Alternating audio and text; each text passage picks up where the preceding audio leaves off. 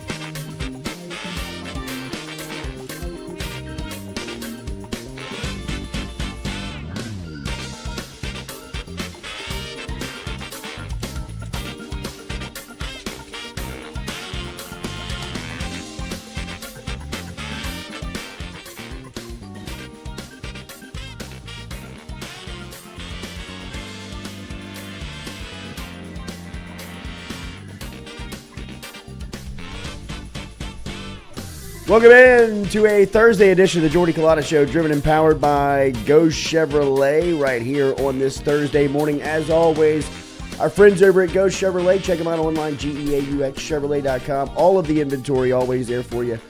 Every single day, you're going to stop in and check out the new cars down in LaPlace, Louisiana.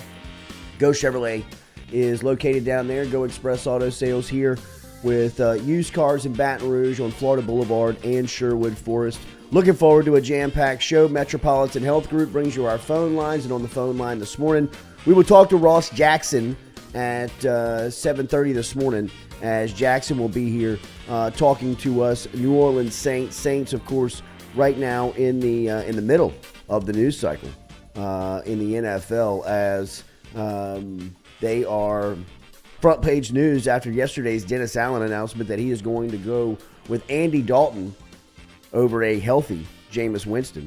We will talk to Ross Jackson about that decision coming up here at 7:30 this morning. We'll also talk to Shaun Crawford. Crawford has been here. He is a former Notre Dame safety that now has a really cool podcast. He's in town in Baton Rouge. If you recall, I believe he had like the first interview with Brian Kelly that he was at LSU. If you remember, he came in and he had like the sit down, and he spent almost an hour with Kelly on his podcast, and he'll be down here. He's in town coming up here at 8 a.m. this morning. We got bets, we got plays. Zach Ewing from Caesars Sportsbook, or from The Advocate, who's the gaming, he oversees the gaming there, is going to be back here at 8:30 this morning. We look at some of the Caesars Sportsbook lines coming up for this college football weekend and NFL weekend that gets going today. And then at 9 a.m. this morning,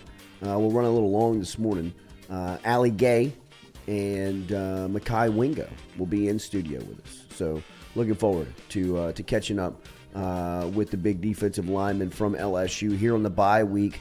But it is Friday Eve here on the bye week, as this week has gone pretty quick. Usually bye weeks, sometimes they can get you, they can drag, depending on how big the game is set up for the week after the bye.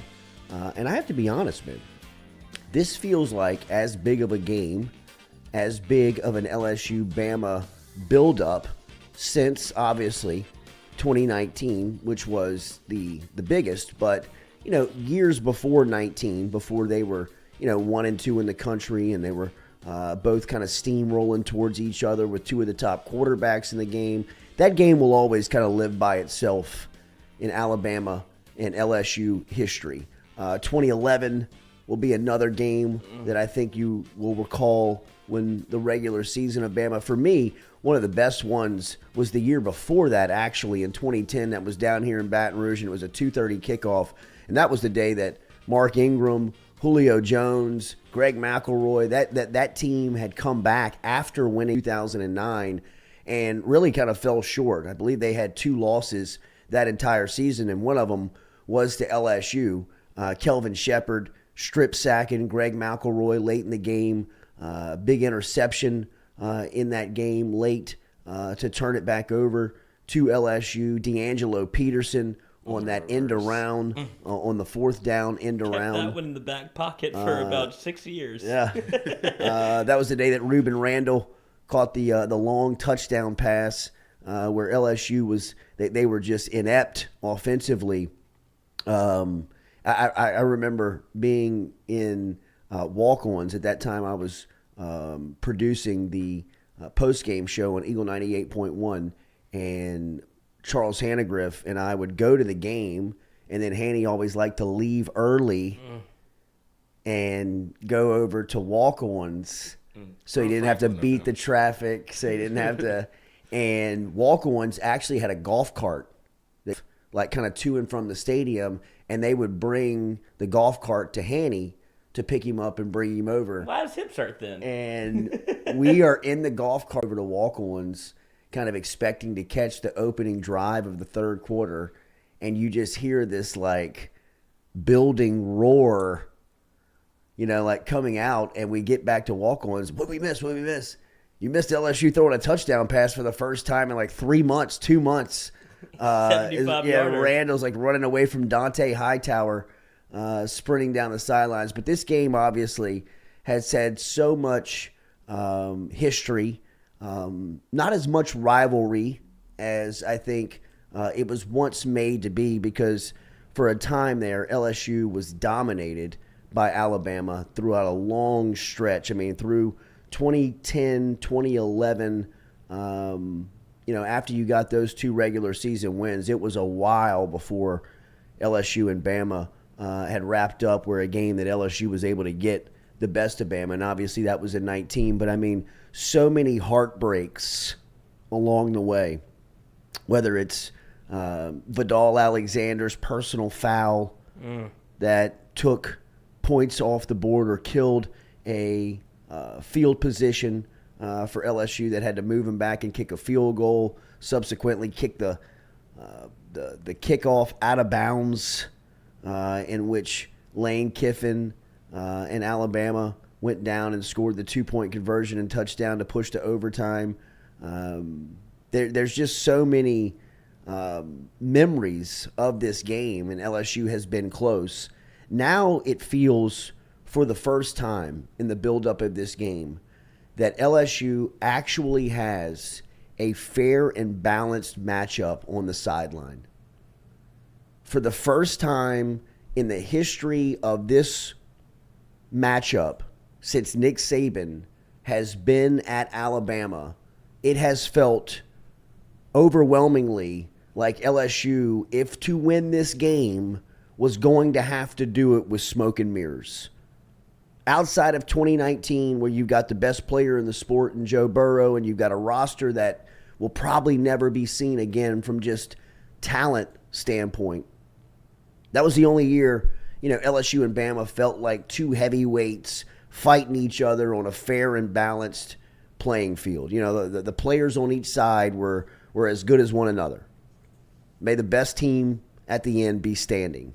And LSU was the best team that day. Other than that, it's been fake field goals, reverses on fourth down, changing the quarterback in the middle of the game like he did in 2011 in the regular season that really kind of caught Saban and Kirby Smart kind of wobbling, that they weren't ready for Jordan Jefferson. They had prepared for Jarrett Lee, and here comes Jordan Jefferson, throws a wrinkle at him, and he gets the best of Saban that day. But outside of that, it was always kind of, a wing and a prayer for LSU, right? I mean, like, it felt like to be in the game, LSU was going to have to do something quirky because the sideline just was never, they were never able to keep up with Saban. I've always told the story. Saban was the most pissed off person in the SEC that Les Miles was fired. I mean, if you recall, Saban, when do you ever hear him remark on coaches that have been removed from college football programs, or specifically in the league? And, if you remember, he opened up his press conference about the way that Miles was treated on the way out and showed this guy some respect. How could they treat a guy like this who spent so much time? Like, Nick, we get it, man. You had to copy it. You copy and pasted the game plan every year for this Neanderthal. You know what I mean? Like, yeah, we get that you're pissed off that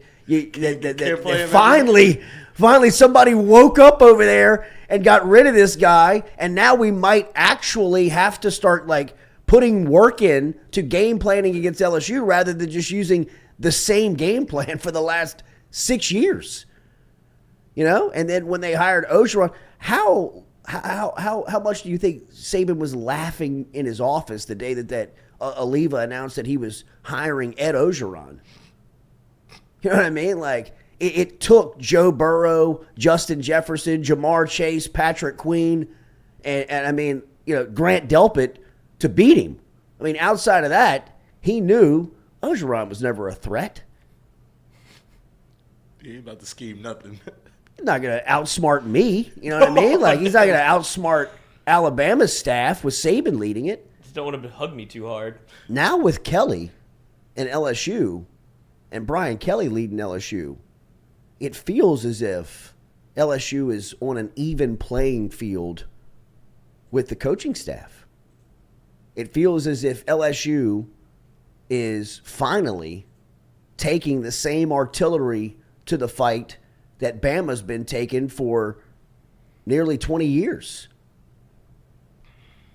So, that leaves this week open for a lot of curiosity in my stance of what LSU is going to have dialed up for Bryce Young and this Alabama offense, how they're going to be prepared for next week's game versus Bama. Because one thing is for sure about this coaching staff is that their best attribute to me is their ability to make adjustments, work on the fly. In-game adjustments for LSU are as good as I've ever seen.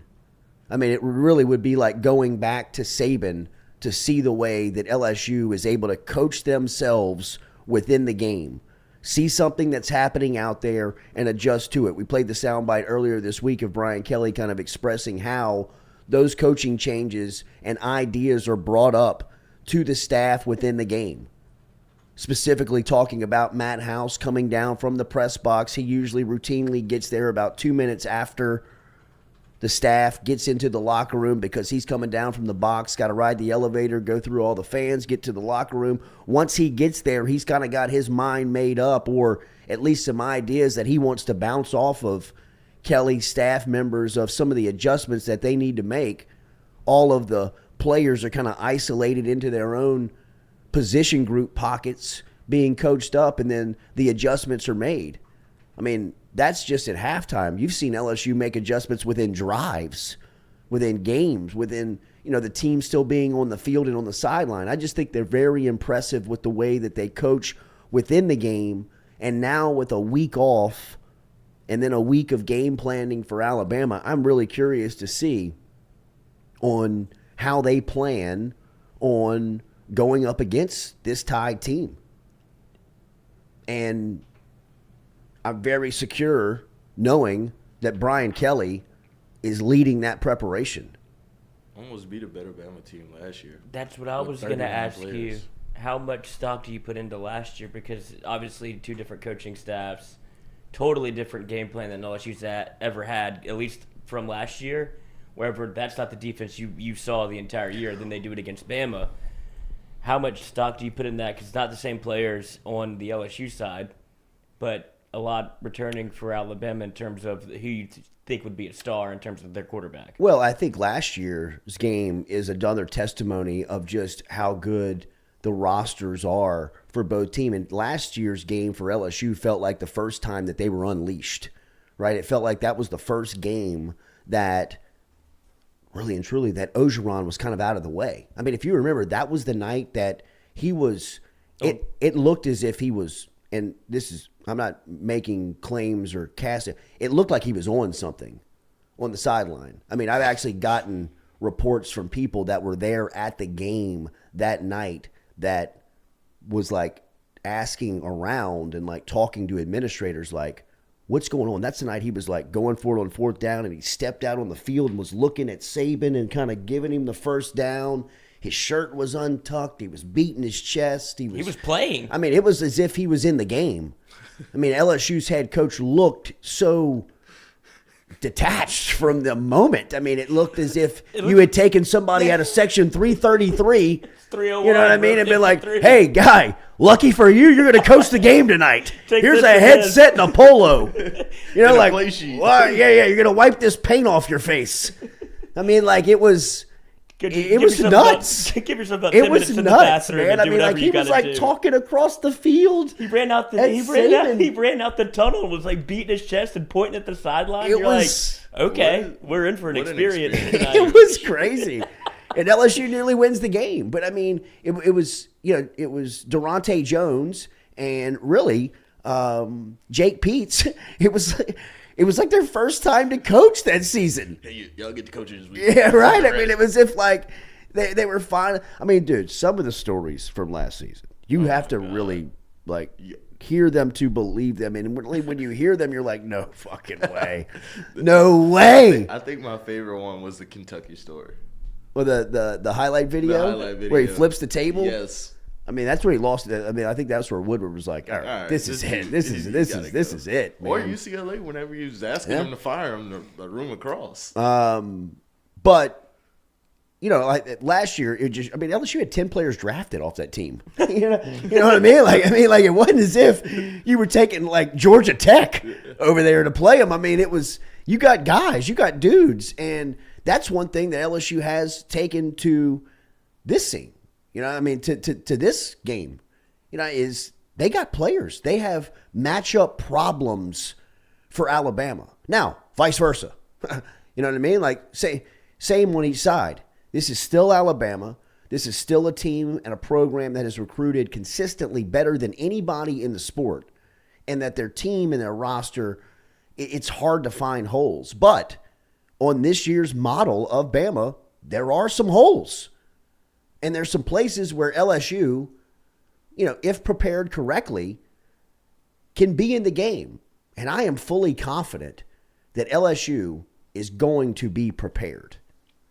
Like LSU's going to have a plan that gets them an opportunity, gives them a chance to be in a 4-quarter game. And as we've said over the last couple of weeks, if you're LSU, where you're not significantly better than really anyone, there's no teams that you look at and say LSU should dominate the game today because their roster's just better. It just doesn't exist right now.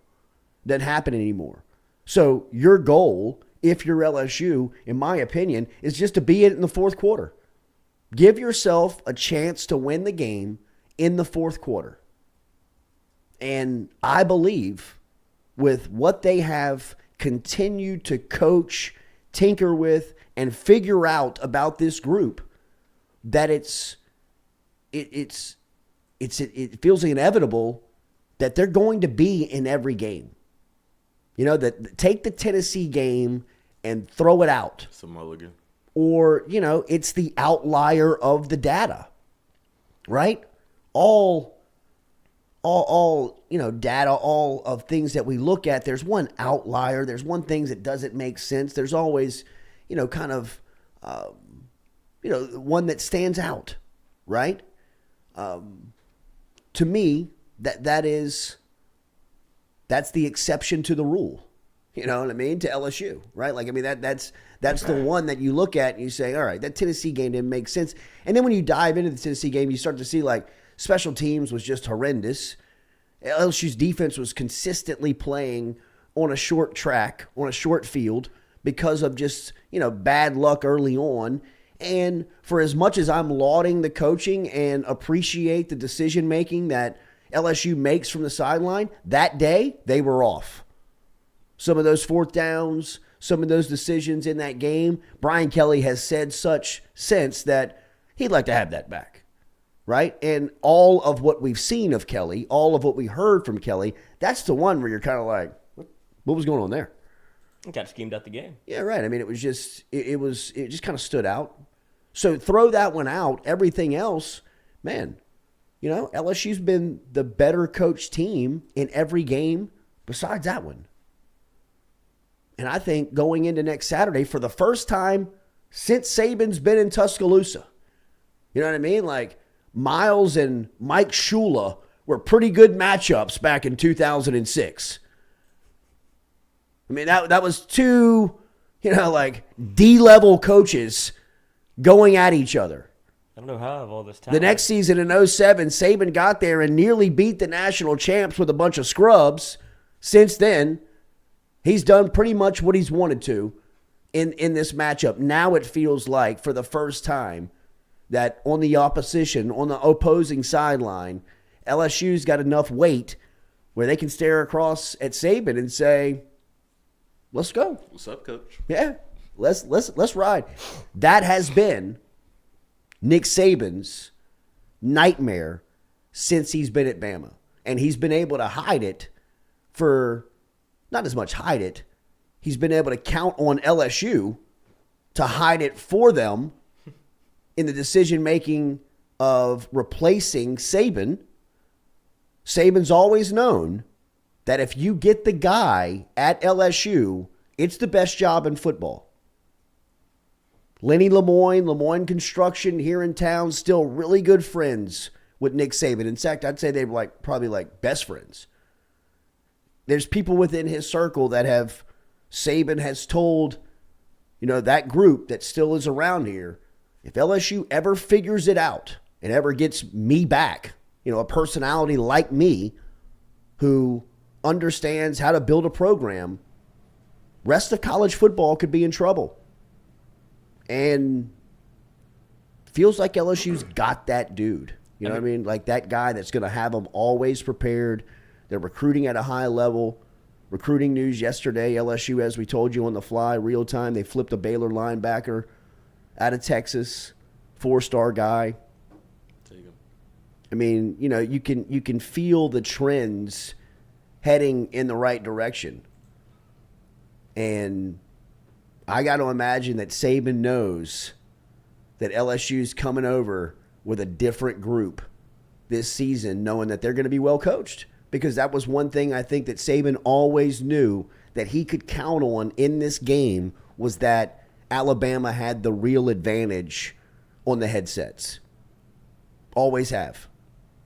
And for the first time in this matchup's history, with Saban leading Alabama, it feels like LSU's finally got a dude that can look across the ring and say, let's fight.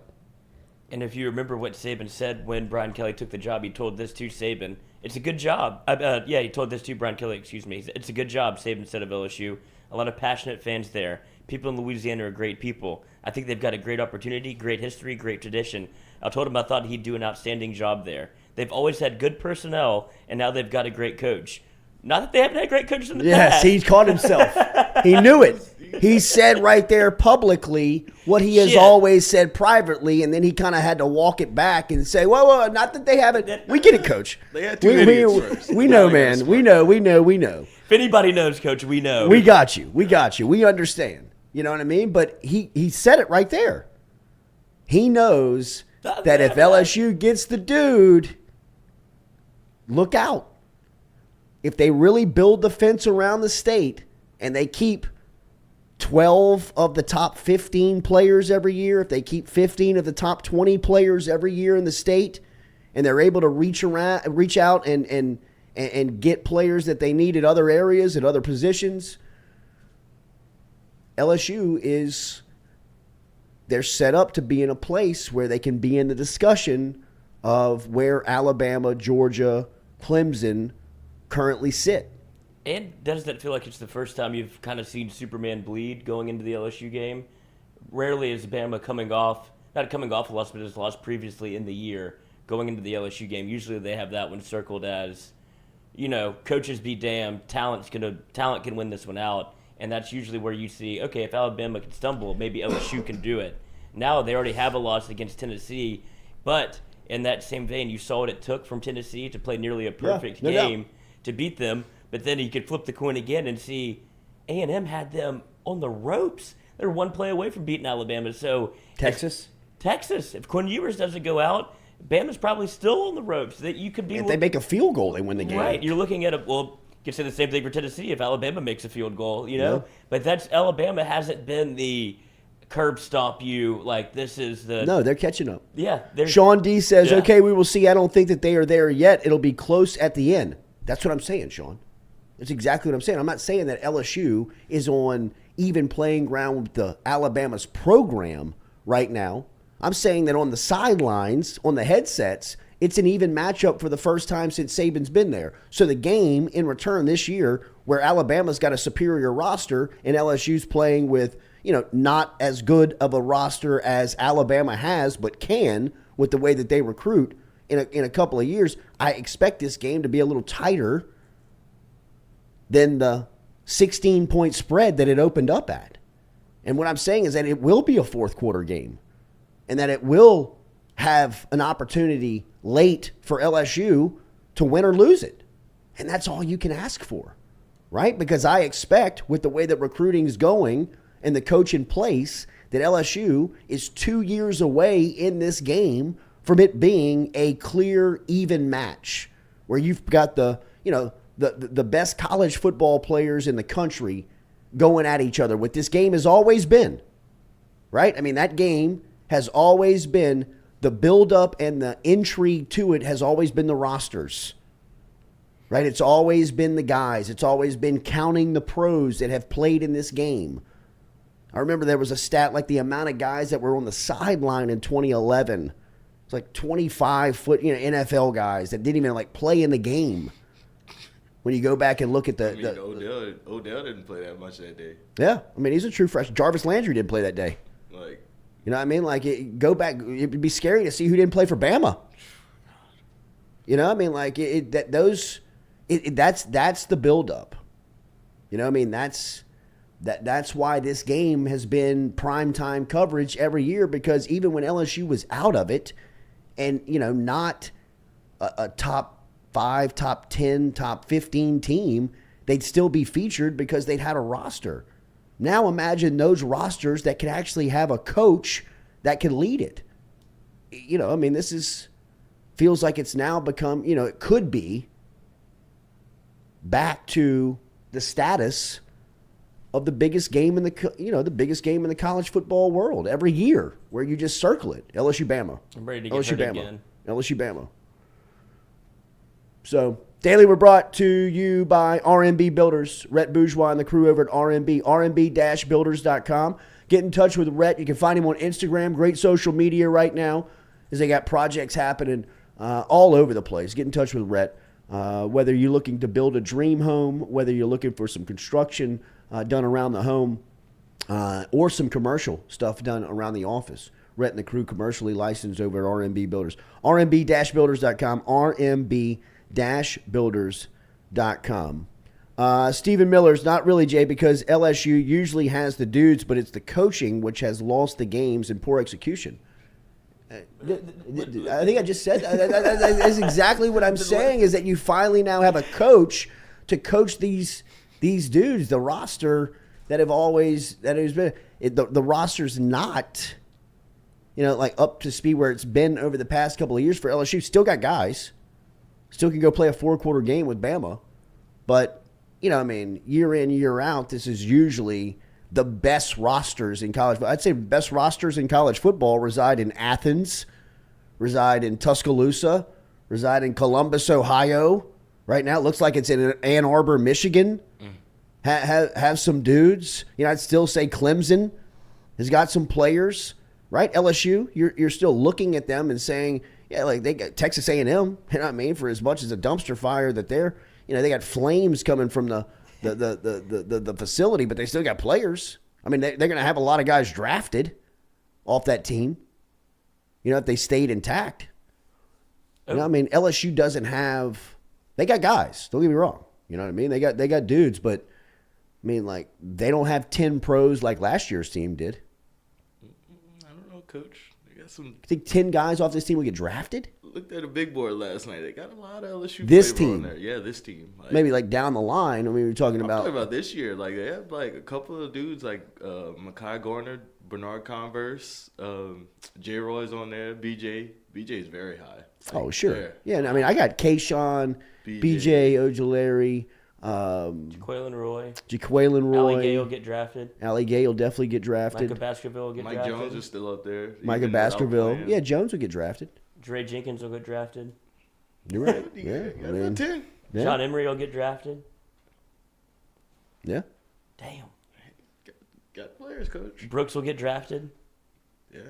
If he doesn't come back, he could come back. 7 will look awful nice on the safety again. All right, let's talk to Ross Jackson. Big announcement yesterday from down in New Orleans. Dennis Allen announced that Andy Dalton will be starting this weekend. We'll get some reaction from Ross Jackson next here on the Jordy Culotta Show, driven and powered by Go Chevrolet.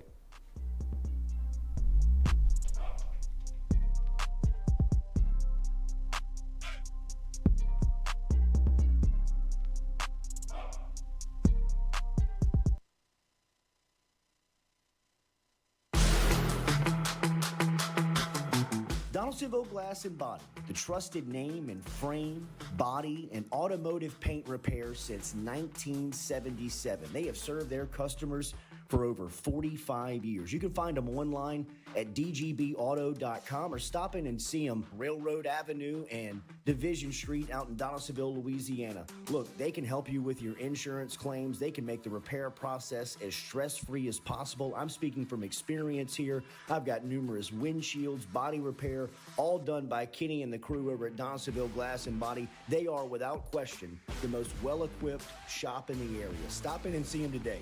Shop them online, dgbauto.com, or stop in and see the crew over in Division Street in Donaldsonville, Louisiana. Donaldsonville Glass and Body.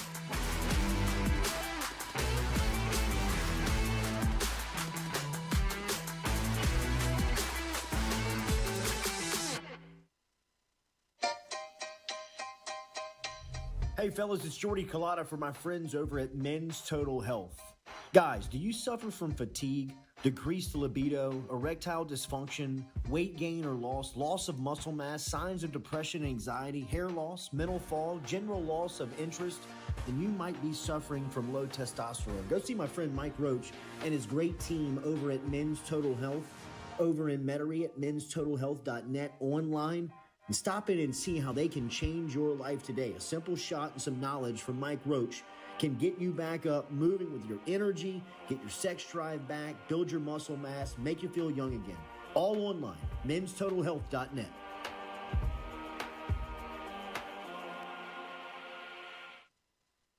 Red Stick Sports, a local staple in Baton Rouge to all sports fans, was founded back in 1981 and has remained a family business for over 40 years. Today, they still have the great selection on the floor, but they're also a leader in custom apparel for businesses, sports teams, and other groups. Take it from us, everybody over here at FM Digital Media. They help us out with all of our apparel. Let them help you out today. Go ask for Cody over at Red Stick Sports. Check him out online at redsticksports.biz. I was embarrassed about my smile. Are you unhappy at yours? Do you not smile back at yourself? I called my friend, Dr. Spillers, over at Johnson Spillers. He fixed my smile, and now everywhere I go, people are complimenting it after the work that Dr. Spillers and the staff did to my mouth. They can do it to yours. Get in touch with them. JohnsonSpillers.com. 2 locations, one in Gonzales, one in Baton Rouge. Easy to find them, JohnsonSpillers.com.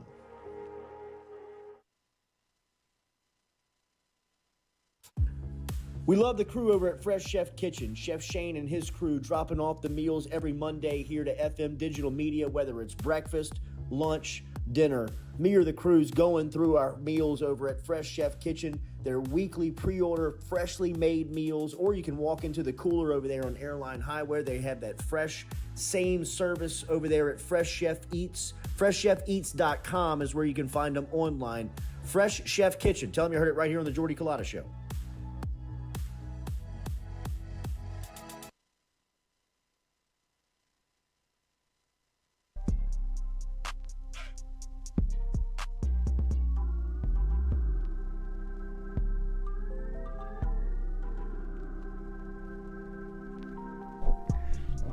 All right, welcome back here to the Jordy Culotta Show, driven and powered by Ghost Chevrolet. Make sure and hit that like button, share button, comment button. Remember, we're going to talk to Shaun Crawford, former Notre Dame safety and now host of the Varsity House podcast, coming up here on at 8 o'clock this morning. We're also going to get our picks from Zach Ewing over at The Advocate, compliments of Caesar Sportsbook. And then before we get out of here, Mekhi Wingo, the SEC Defensive Lineman of the Week, along with Allie Gay, is going to be in studio with us at around 9 a.m. this morning. So we'll talk to the boys about the bye week. Speaking about the bye, Saints on a little bit of an extended cut here after their dreadful loss in London, and then the Thursday night loss last week to the Arizona Cardinals. Big announcement yesterday from Dennis Allen down at the facility. We always like to link up with one of our favorites, one of the best that's doing it out there, is Ross Jackson. From the Locked On Saints podcast. You can find him on Twitter at Ross Jackson Nola. If you want to read, keep up with all that's going on with him on Twitter. RJ, good morning. How are you, man? Hey, guys. Good morning. How's everybody doing? Appreciate you having me on. Doing good, man. All right, let's start with the big news, the lead here. Andy Dalton, yesterday, Dennis Allen announced that he is going to be the starter moving forward, was the term that he used. When you heard that, what was your takeaway, and what was your reaction to him being the starter this weekend with seemingly a healthy Jameis Winston? Yeah, look, I'll be honest. I was a little bit surprised. I expected that when Jameis Winston was healthy, that this team would go back to the quarterback that they built their roster around, that they built their system for over the course of the offseason, and who showed a lot of potential. Particularly last year, but also in the fourth quarter of that Atlanta Falcons game. And then after that, everything kind of could be attributed as being kind of aided by injury in terms of the way that things had gone after that. So I expected that they would go back to him, but I'm not fully surprised either that they didn't. So I guess I was a little bit surprised, but not so much either. And the reason why I say not so much is because it's week 8, right? Yeah. You don't really have much time here to say, oh, we want to look at this quarterback and we want to look at this quarterback. And so if you feel like you're in a position to where your quarterback that has been the guy for the past 8 weeks has elevated the offensive system so much that that's who you want to roll ahead with, you have to make that decision and you got to just move on with it. And I think that's where the New Orleans Saints are. The offense in particular over the course of the past 4 weeks has improved. It's just interesting that, recency wise, coming off of a 3 interception game is when, this announcement gets made. So I think that's why a lot of questions are being asked. But when you look at the offense, there's no, more clear-cut way to look at it. It's been better the past 4 weeks than it was the first three, and I think that's what led to the decision. Two bad losses for the Saints last two times out when you're talking about losing at home to Cincinnati and then going on the road versus Arizona. Has there been anything that has jumped out to you on what has been the overriding problem here? It seems like they've got issues in a lot of spots. Is there a primary issue that you see if they resolve, they could get some of these close wins rather than losses? Yeah, I don't know that there's only one area to pick out aside from just saying defense, but there are a couple of elements within the defense that I think have kind of contributed to those losses. Tackling being a big part of it. Now, the Saints only have 32 missed tackles so far this season. That's kind of right in the middle of the NFL. That's not terrible at all, but they've been missed tackles in big moments, right? You look at the fourth quarter 67-yard catch and run by Laviska Shenault week 2. You look at the 60-yard catch and run by Jamar Chase just a couple weeks ago against the Cincinnati Bengals, the first loss that you were just speaking about. Those are missed tackles in huge moments, and those lead to sort of these big catch and runs that have helped to create distance in the fourth quarter between the opposing team and the New Orleans Saints. And each of those games ended in a loss following those big plays. So I think that's one piece. The other piece is that they're bottom of the NFL in terms of turnover differential, not turning the ball over, while also steadily giving the ball away. This isn't a situation where they're taking the ball away, but then giving the ball away a little bit more. They're not doing either of the things that they're supposed to be doing correctly, I guess you could say, in that factor. So you're giving the ball away a ton, and you're not taking the ball away. That's number two. And then the third piece is run defense, because you're allowing right now offenses to be kind of two-dimensional and sometimes three-dimensional, depending upon if you have a mobile quarterback back there. And that's out of the ordinary for this New Orleans Saints defense that's usually toward the bottom or top of the NFL in terms of run stopping ability. They allowed Benjamin to go for nearly 7.5 yards per carry last week, 4.7 to the entire team. And then you gave up 92 yards to the third string running back there. You've already given up two 100-yard rushers. This isn't the New Orleans Saints defense that we're accustomed to seeing. Usually that's a place where they usually stand up and produce extremely well. We haven't seen that so far this season. Speaking of rush defense, this is a huge year for Marcus Davenport. What have you made of his play up until this point, and where does his future lie?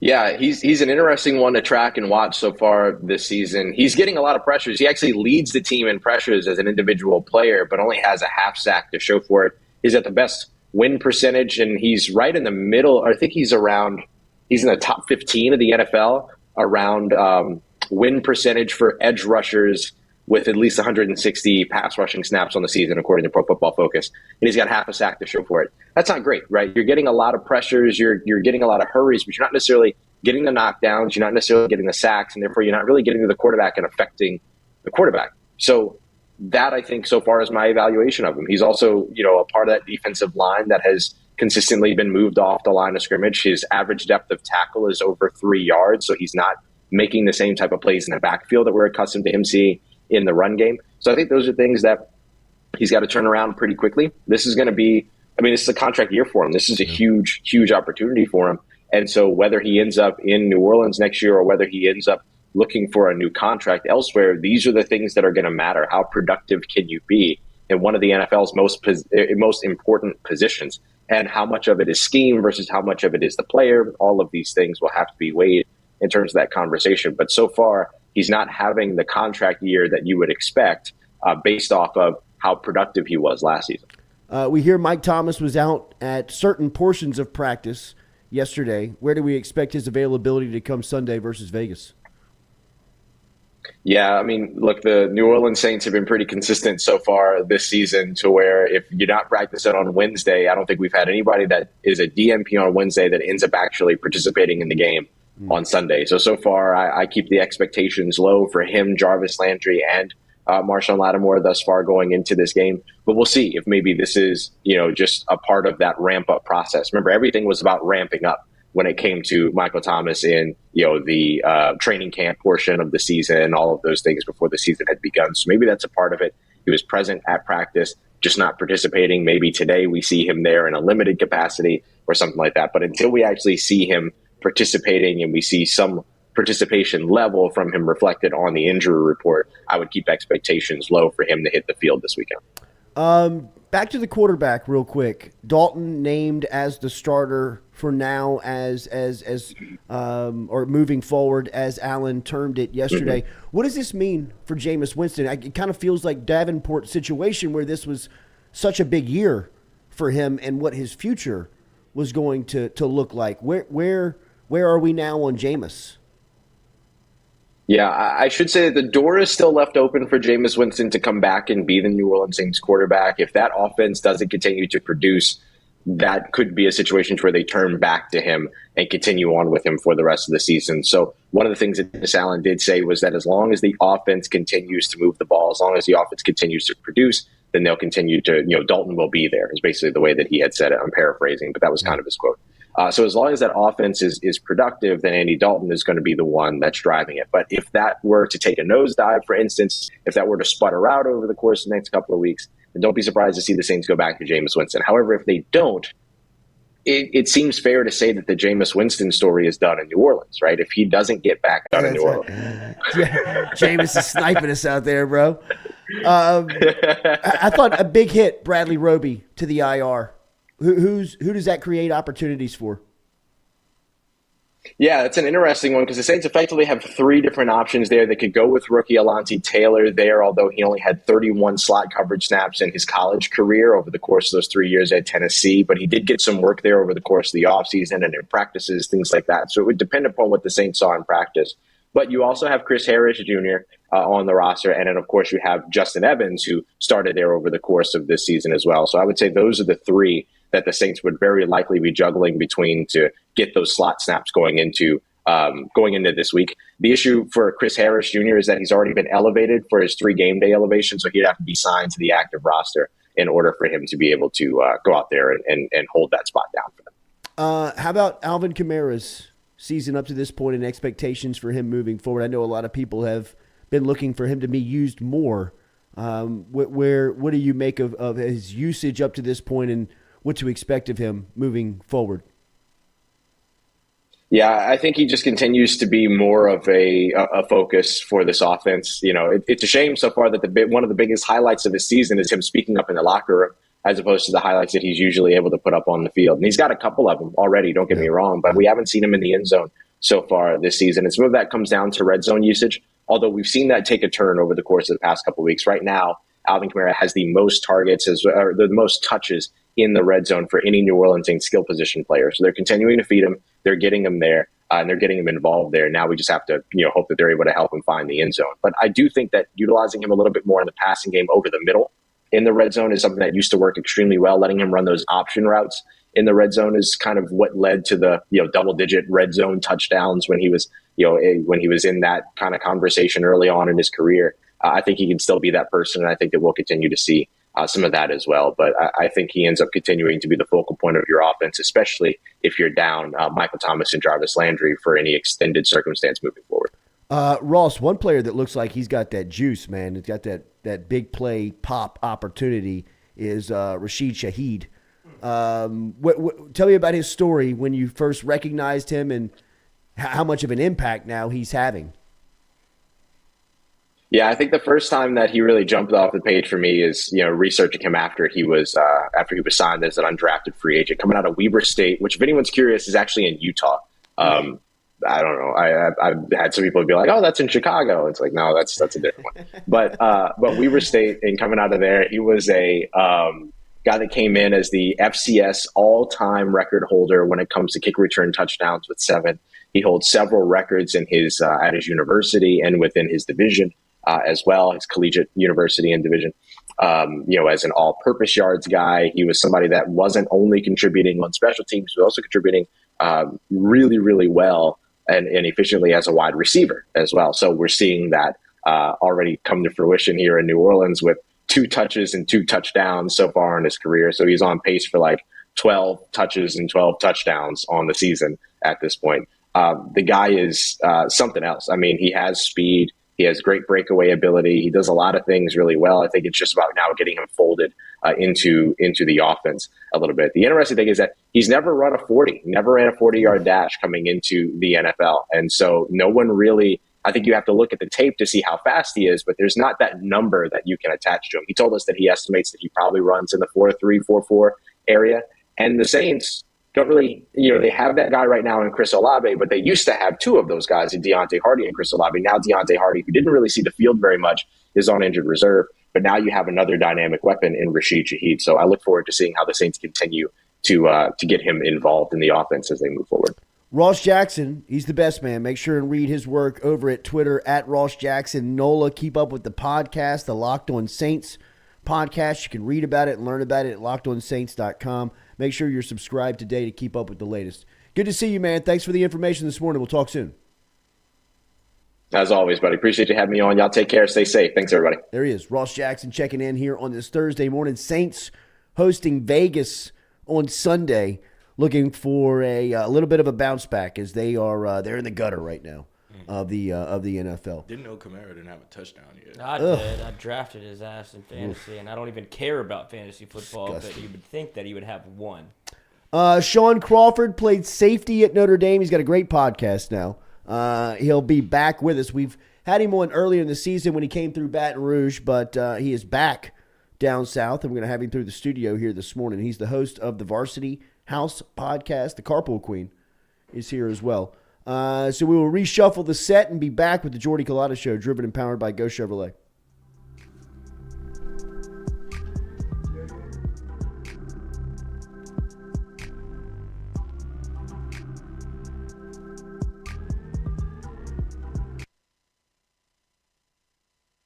In a wreck, Gordon McKernan Injury Attorneys is ready to go to work for you. Come meet your team. I'm your intake specialist. I coordinate your case and connect you with your attorney and paralegal. That's us, your legal team. Thanks. And we'll fight to get you every dollar you deserve. I'm your settlements and disbursement manager, and I'm here to get you paid on time. I'm attorney Gordon McKernan. Put our team to work today. Just call us. Get it done. We're sitting in the dugout. So funny you say that. And Pelfrey is not pitching today, but he's in full uni, he's turfs, and he's standing up on the First step. fence, whatever, just like this, watching the game. And we start talking about, pissing your pants, something whatever. He was like, "I'll piss my pants right now." We're wearing, No way. We're wearing gray pants, long gray pants. He goes, "I'll piss my pants right now." No, you won't. Yeah, how much money do you give me?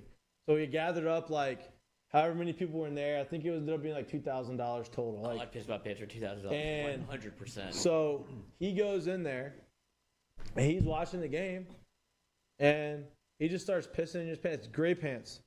Yeah. So you see it going down his pants, long pants going into his turfs. And he's just going into his turfs. He takes his turfs out and dumps out the pee outside on the warning track, on the dugout. And he just puts them back on, and he finishes the inning. He waits till the inning is over with to leave. And so he's watching the whole inning with piss in his pants. And everybody is dying laughing. Manager's laughing. Everybody's laughing.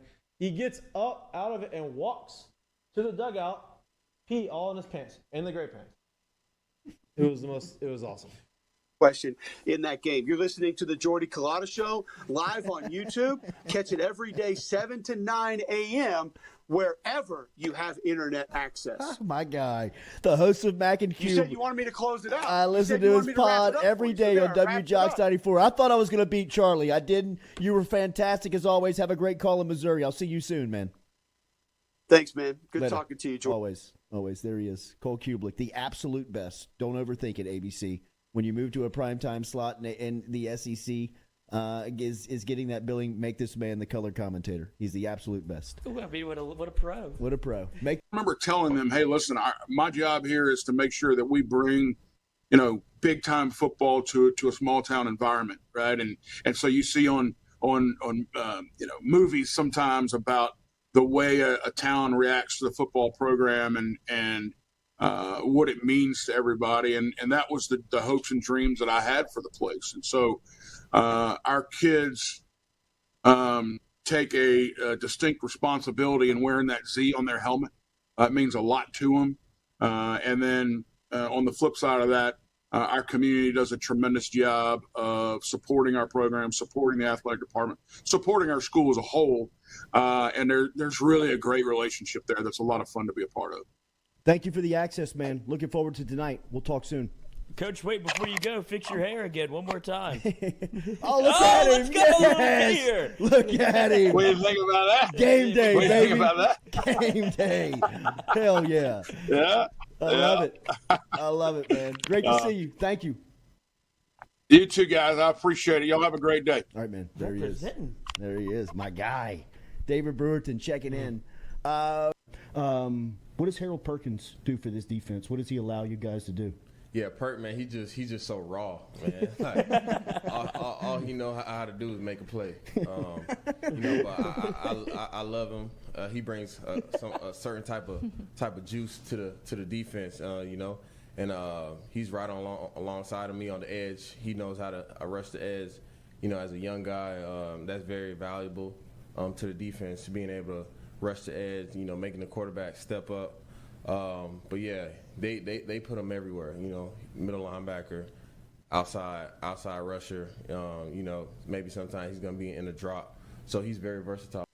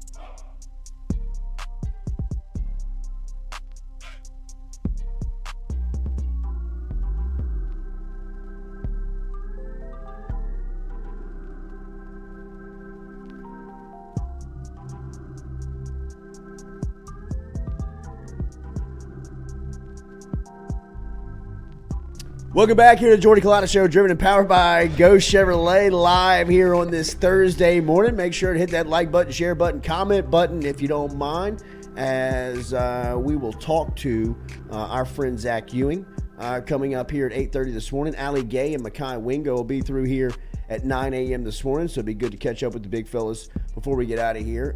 Carpool Queen is here. Hey. She has fought through Baton Rouge traffic. It wasn't bad today. Not bad? Flowed pretty smooth. Okay. Sometimes it's bad, sometimes it's good. Getting ready for this second hour, and we're looking forward to having our guy back on, but in studio this time. Host of a great podcast that's happening right now at Varsity House Podcast. You can find him there online. Former Notre Dame safety, and really into college football, doing a lot of traveling. Want to catch up with him. It's Shaun Crawford, who is here with us in studio on this Thursday morning. Good to see you again, man. Thanks for stopping by. Yeah, no, thanks for having me. How's the pod going? I know right when we talked to you, it was kind of like you were just getting started in it. Right? Yeah, no, it's going well, and I think right when we first talked, it was one of those things that I had just got done with the Raiders, and so I was a free agent, and I wasn't really like getting any traction in the free agency market. So I was like, while I'm still, popular, I guess, and can monetize my name, let me just start a podcast. Let me reach out to the contacts that I know. And so Coach Kelly was obviously my coach at Notre Dame, and so he was more than willing to help me get started. And so I told myself I was going to do a few of them and just like do, I guess, a couple big ones with Coach Kelly, Marcus Freeman from Notre Dame, and Clark Lee from Vanderbilt. And then I was going to see where it goes. And after that, people loved it. And so I just, kind of just kept going from there, I guess. Yeah, man, I follow it. Since you came on the first time, I've been following. I see you have like the Cleveland mayor has been on with you. So, yeah, so like. Manti Te'o was on with you. Yeah, so it's. Girlfriend. Yeah. That was one thing that when I first started, I was like, all right, let me just, go into athletics and, grab an audience and, grab a main audience. And so, I'm from Cleveland. I currently live in Cleveland as well. And so just being in the city and just like meeting different people and networking, I was just like, why not try to just, get everyone from my hometown on and like definitely like win my backyard before I kind of branch out. And so I guess that's my motto there. Tell us the name of the podcast again so we can put it up and people can follow. Varsity House Podcast. And it's on like Apple, Spotify. It's on everywhere you can YouTube. everywhere you listen to a YouTube. platform. Okay. You like the Donovan Mitchell trade? I love the Donovan Mitchell trade. I'm actually working on something right now to try to get him on, but in season you got to go through so many like the Cavs and everything. But yeah, hopefully we can get him on soon. Okay, so Brian Kelly feels like he's got LSU trending in such a good direction here. You played for him at Notre Dame. You surprised to see LSU's success here in the bye week as they sit atop the SEC West in year one under Kelly's direction? I wouldn't say I'm surprised just because I like tweeted this the other day, but I saw that he got like a bonus for I guess the bowl game or making it to a bowl game, and I was like, he's a good coach. Like it's not a secret of what he did at Notre Dame and where he took that program. Being the all-time winningest coach at Notre Dame isn't easy. We have a pretty hard schedule. We have we're not in a conference, so we play USC, Stanford. We've played Clemson. We played all these different good teams over these years, and we've been able to win them all. And so it's not surprising to me. I think it is like that maybe he beat a Florida, he beat an Ole Miss, but where he's sitting right now, no, it's not a surprise. The little things in the program seem different. As somebody that has played for him, what are the little things that he pays attention to? Well, I think he preaches it every day, and that's being smart and being accountable. Those are things that, as a player and as a student, you probably get tired of hearing. And it could be like just showing up to a meeting 10 minutes early, making sure your loop is in at the right time, showing up to class at the right time, and things like that. And what really stuck out to me is not being a player anymore. And then we've had some kids who have transferred away from Notre Dame and have come back and talked, and just being at different programs, they're talking about. Coach Kelly's messages, it really hits home because when you go to a different program, the accountability isn't there, the little things don't matter, and it kind of results in the wins and losses. And so I think you could kind of definitely see that here to where you look at the Florida State game and maybe under a different coach or maybe, under a different leadership, they might have fell apart after that first game. But I think they, bounced back really well since then and played well, and then even after the Tennessee game, obviously there was a lot of things that didn't go well that game for them, and happened to bounce back and get some huge wins. And so I think that goes into detail to where it's like those are the little things that are happening every single day that keeps this unit one. Seem like you have a good relationship with him. You're in town shooting another podcast with him. Do you get the idea, or have you gotten the sense on what the adjustment has been like, whether it's life in the South or life in the SEC for such a successful coach and a guy that's been in the game so long? No, well, that's actually why I'm down here, because I actually want to know, because we talked preseason and he really didn't have an idea. So now I'll be able to ask him, because, being in the conference is completely different now, and then also being in the SEC and these different environments. I know the Florida game, you posted the amazing video of him singing the song and from the meeting room, and I thought that was cool. But those are like things that I didn't see at Notre Dame, just because I guess our home crowd isn't, as lit as that. So you say it. The geriatrics. So in the ACC, and some ACC games aren't as lit as well. But the best games we've played in we played at Georgia. It was an amazing environment, and so now him getting to experience that every weekend, I'm sure it's been a ride. I'm sure it's been a journey, but. I'm hoping to find out a little later today. I think this game coming up means more to him than he'll probably ever tell anybody. Mm-hmm. Right? Do you feel like that? Somebody that has played for him, he may not have ever said anything about Nick Saban, but I got to imagine he views himself in the same light. I think so. I think right now he's 0-2 just from the Notre Dame Bama matchups. I think he's 0-2, and so. And obviously they were on bigger stages, I guess, and now in the SEC he'll be able to play them year in and year out. But even when he was on my podcast, he was like, "I want to beat Nick Saban," and and I think that's every coach's that's motivation. The dragon, right? Exactly, yeah, and they want to take him down, and so. I don't know if he'll, openly admit it maybe till after the game and they get the W, but I think so. What have been your impressions of watching LSU play?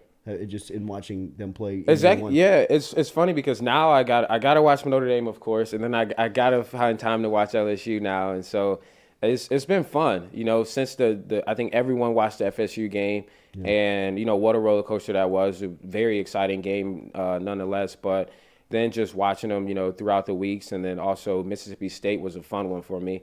Because I feel like that was like the first time they got rolling and and put up some points in there, and then the Florida and then the Ole Miss game, it was like you start to really see the talent on the team, kind of show itself and make plays and things like that. One of my favorite players right now on their team is the safety number 3. He might be a nickel. Greg Brooks. Yeah. I love the way he plays, and so I like watching him. And then also Neighbor is one of my favorites too, just because of what happened early in the season. And to now where he is, I think he's a great receiver. I think he makes tremendous plays, but I think he's their most consistent receiver. Mm-hmm. All in all. I mean, he's the guy that you can count on. Jeray Jenkins. Yeah, Jeray Jenkins. I always forget about him. That's 10, right? Number 10. Yeah. So I watch. I don't maybe not know the names, but I definitely watch them. Week in, week out, and see what they do. What is the feeling around South Bend right now? Ooh, that's a tough one. I was just there on Tuesday, and I mean everyone's confident, just because they're losing close games, and I think that comes with confidence and trust within leadership, and I think that'll happen in time. I think he's doing a great job of grasping the players and recruiting as well. So I just think under new leadership, you kind of got to adjust a little bit, and I think this year is obviously challenging. They got Clemson coming up, they got Syracuse coming up, and then they'll have USC at the end of the year. So it's not going to get easy for them, but I do think that depending on how they finish the season, it'll be a step forward for next season. I really was surprised at the way that I kind of fell for the endearment of Manti Te'o when he was with the Saints. Mm-hmm. He was really a likable dude. Right. And when he came down here, he had just what you knew from him in this part of the country is college football, his reputation. You had seen him play in San Diego and kind of kept up with him sparingly. But when he got down to New Orleans, he was really he really bought in, and he was a part of it, and he loved it, man. And he really played well and had some good games. And through the media, he was a likable dude. You sat down with him with an extended conversation from somebody that played at Notre Dame after him. Mm-hmm. What is the feeling around Manti there, and what did you learn in that conversation? It was a really cool conversation too. For me, it was interesting because obviously this was after the Netflix documentary, and so a lot of people had a different viewpoint of Manti. So if we had talked before the Netflix documentary, people probably would have wrote it off or whatever. But now he's loved by everyone just because of the real story is out there. And I told him on there, I was like, for me and for a high school kid at that time, I personally didn't care about the hoax thing and everything because I was 15, 16, and so catfishing or that stuff was Facebook was new. So it was all right, cool, whatever. And so I even low-key had a friend who got catfished. It wasn't obviously to that extent, just and only reason because he wasn't Manti Te'o. Right. So if he was some popular guy and went through this, he probably would have been on. He probably have his own Netflix doc. Right, this very public thing. Whenever it's a Heisman finalist, and it's oh, I died on the same day as my grandma. This story is unbelievable. The story is crazy, and it turns out this is totally unbelievable. Yeah, and so I told him, I was like, for me, you put Notre Dame on the map, and for I would say it's kind of similar to when Tyron went here and that whole team and Reed and them, just because I didn't know, from the Midwest, I didn't know LSU, but Tyron was one of my favorite players ever. And so then it became, okay, I got to watch LSU. And so that was pretty similar to what Manti did for Notre Dame. I started to watch them each and every week. They made it to the championship as well, but no one recognized, I think he had 7 interceptions. Yeah. And I was like, dude, that's like a DB's dream. Yeah. If we could get 7 interceptions as a DB group, we're happy. And so I was just like, dude, you had an amazing season and no one, recognized your season. And so that was the conversation that I wanted to have. I wanted to kind of highlight his college career and and the things that he did playing wise, but just because I feel like that was just overshadowed by all the noise. And so having him on there and being able to talk about that, it was it was like talking to like someone that I looked up to, you know, and probably one of the reasons why I went to Notre Dame as well. Wow. What's his feeling on campus? Like, I'd imagine he's a legend there, huh? Oh yeah. He's one of a kind. You know, especially, you know, after the Netflix doc, he came back and he's been on NBC. He hosted some games, and so yeah, he's a hero now. Yeah, Before I don't know. So you mentioned that you watched Notre Dame and you watched LSU. What's your college football weekends like? I mean, are you invested into? Yeah, you have TVs everywhere. You watching games? Financially invested as well. Yeah, that'll blow right behind you. Absolutely. Yeah. So, Absolutely. And that's one of my things. Is like why I watch LSU a ton is just because like you don't bet against BK, and so Especially in the second half. I didn't know that, but but yeah. So I sit this because this is the first time I'm able to really watch college football. Yeah. And so I do the whole game day. I get up and watch the game day stuff, and you know, communicate with my friends on what we like today, and pretty much just watch the entire slate. Nice. So what's the plan? You're here for a pod, but there is plans. Or you're not staying through the week. You're going to be back next weekend? So I'm here for the podcast with Coach Kelly later today, and then I plan on coming back next week. But Notre Dame does play Clemson, so I don't know who. I don't know, but I mean, who gives me more access? Yeah, honestly, that's where I will be. Is honestly, what Shaun is trying to say. Bandwagon has a spot, Coach. You're more than welcome to hop on the bandwagon. But I haven't experienced a game day, SEC game day, so that'd be a good one, bro. Yeah, that would be you don't have a choice. That would be a good one. Yeah, LSU-Alabama is unbelievable. What time's that Clemson Notre Dame kickoff? I didn't even check, but I'm probably a night game. If it's not a night game, then the LSU one wins for sure. The Bama LSU night game experience is got to be a bucket list for college football fans. You know what I mean? If you've never experienced it, That's jumping in head first, though. It That's is. not easing into it at all. I mean, what's your style? Right. You want one girl or four? Yeah, right. Who's dipping their toe into anything these days? Clemson Notre Dame 6:30. Okay, you got a choice. You got a choice to make. You got a choice. You got a choice. It's good to see you again. Good to be back in Baton Rouge, man. So what's the schedule like with BK? When do you meet up with him? 11 today. Okay. So I guess the bye weekend pretty much starts for LSU today. Today, yeah. Yeah. So we had to. He's has a break over the weekend, so we kind of had to get it in before the break starts. So, yeah, I'm definitely excited to talk to him. I want to hear his thoughts just on the SEC, and then also, you know, just the energy around Baton Rouge, you know, being, you know, approaching Bama week. So, definitely excited to hear what he has to say. Shaun Crawford, great podcast, man. Make sure and check it out. You can follow it. As always, is the Varsity House podcast. The YouTube is fantastic. You can see that interview with Manti Te'o. You can also watch the initial interview with Brian Kelly from earlier this season. He's got a conversation coming up with him that will be posted today. No, it'll be posted Tuesday. It'll be posted on Tuesday. Production crew some I got you. Yeah. Little post-production. We got to travel. We got to travel far. Shaun Crawford 20 at Shaun Crawford 20 is where you follow him on Twitter. We'll be back with more of the Jordy Culotta Show, driven and powered by Go Chevrolet. Thanks, bro. Yeah, thank you.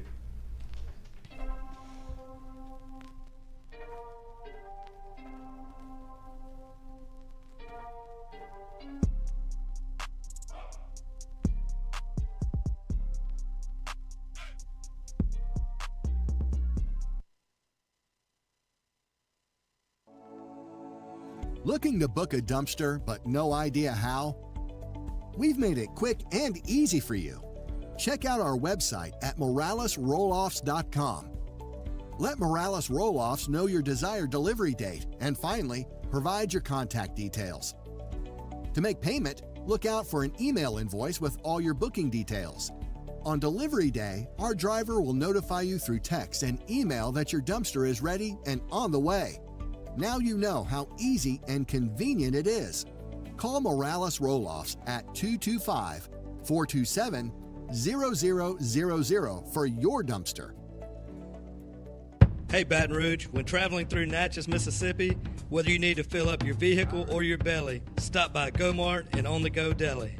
Go-Mart has clean restrooms, community coffee, an awesome beer cave, and a great selection of anything you might need on your trip. So stop by Go-Mart at 4 Sergeant Prentice Drive as you're entering Natchez on the left, and visit Tom and Wright Granning and their awesome team at Go-Mart. Don't let the name fool you. Men's Total Health has offerings for the ladies, too. Guys, is your wife or partner suffering from urinary incontinence, low sexual desire, or pain during sex?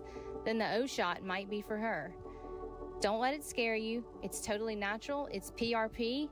And Mike Roach and the crew at Men's Total Health will make you as comfortable as you can be.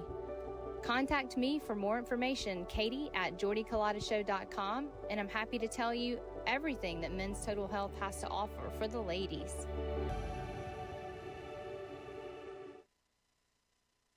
Do you suffer from chronic dehydration? Are you looking to improve your athletic performance and you need to get over and see our friends over at GoFlow IV? They're located on Jefferson Highway. Easy to find them online at GEAUXFlowIV.com. Make sure and use the promo code Jordy Culotta Show. If you do, they'll take 15% off of your initial visit. Check them out online, GEAUXFlowIV.com.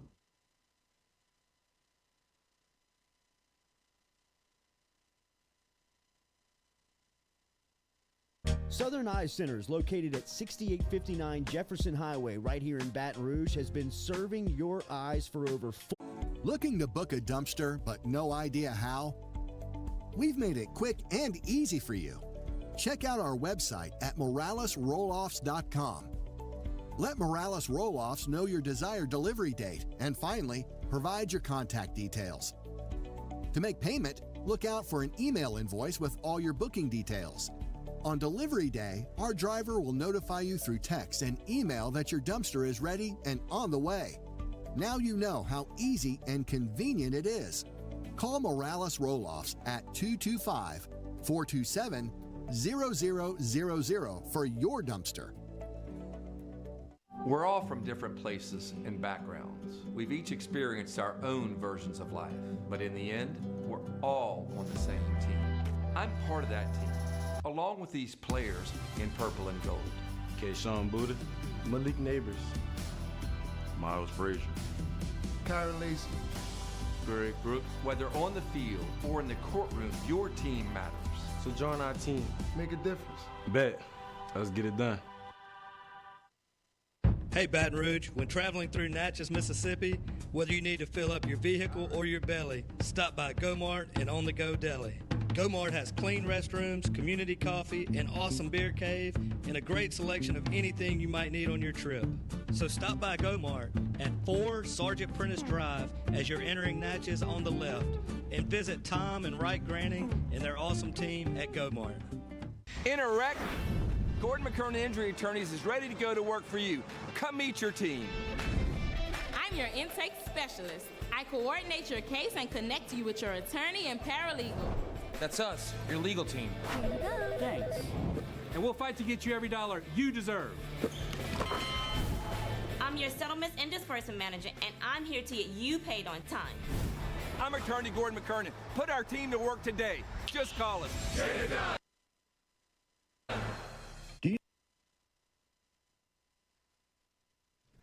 Hi, this is Dan Canterbury. Join myself and the legend, Coach Skip Burtman, for Hold the Rope Tuesday nights on YouTube. You can go to @Hold the Rope, Skip and Cano. Skip, tell them what we do. We've got a lot of education. We've got some people that can tell you a lot about a lot of things. In the area of sports, we have a lot of entertainment. We got a lot of energy putting this in. I think you'll like it. So join us for Hold the Rope.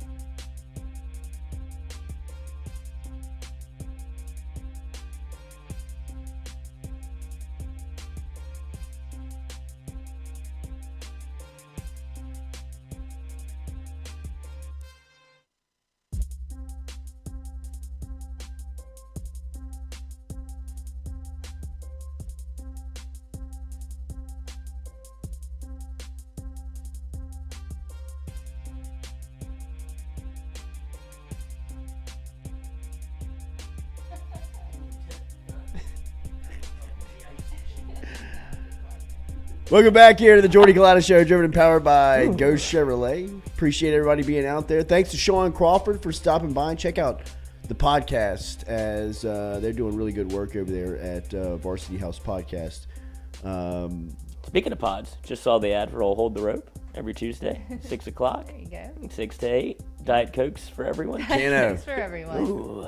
Fish and shirts. Sandwiches. Fish and brought to you by Bayou Apparel. Yeah, PFGs.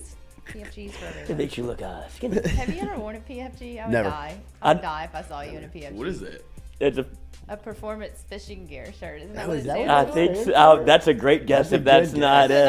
I don't know.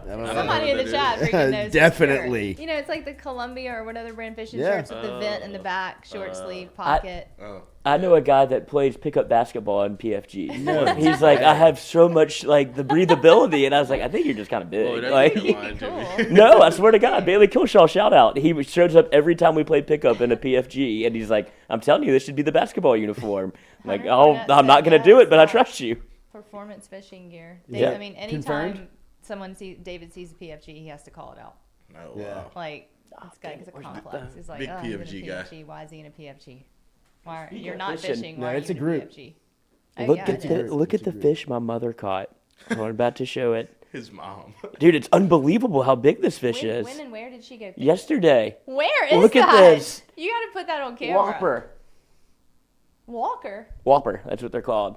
Who? If you A catch a whopper? big fish, it's called a whopper. Can you zoom Where in on, did she catch that? on Lily? I have no clue. I didn't get invited. Is she wearing a PFG? No, she's No chance, she's right? dressed. Dude, look at her. She I looks mean, like she looks like a runway model. She looks like she's at 0 dark 30. She does. She does look That's like a the lady big from fish. Zero That's like Dark Thirty. It's a over massive half the fish. size of Lily. Yeah, and she's 6'2". What in the world? Lily. Wow. Look at look at that that- fish. look at that I don't, camera. dude, that impressive strength That from is. the old mom. Now That's move where I the get it phone. from. Let's get a shot of your teeth. We haven't seen them in a while. Oh, Yeah. Johnson Spillers. You're welcome. Johnson good. Spillers. Shit For looks those good. pearly whites. You putting the old the vampire capsule on for this weekend? I don't know. Oh, yeah. I don't know. Going groom skeleton. Yeah. I heard it's going to be a good Is that My choice. foreshadowing? Yeah, right. All right, we're going to talk to Zach Ewing coming up here. Just got confirmation, too, that Mekhi Wingo, Ali Gay en route. Looking forward to talking to the SEC Defensive Lineman of the Week in Mekhi Wingo. Ali Gay's coming. Jeez, bro. Ali Gay. We're going to have to stand on the stools again. I don't know if that's going to do us any good. get on his shoulders.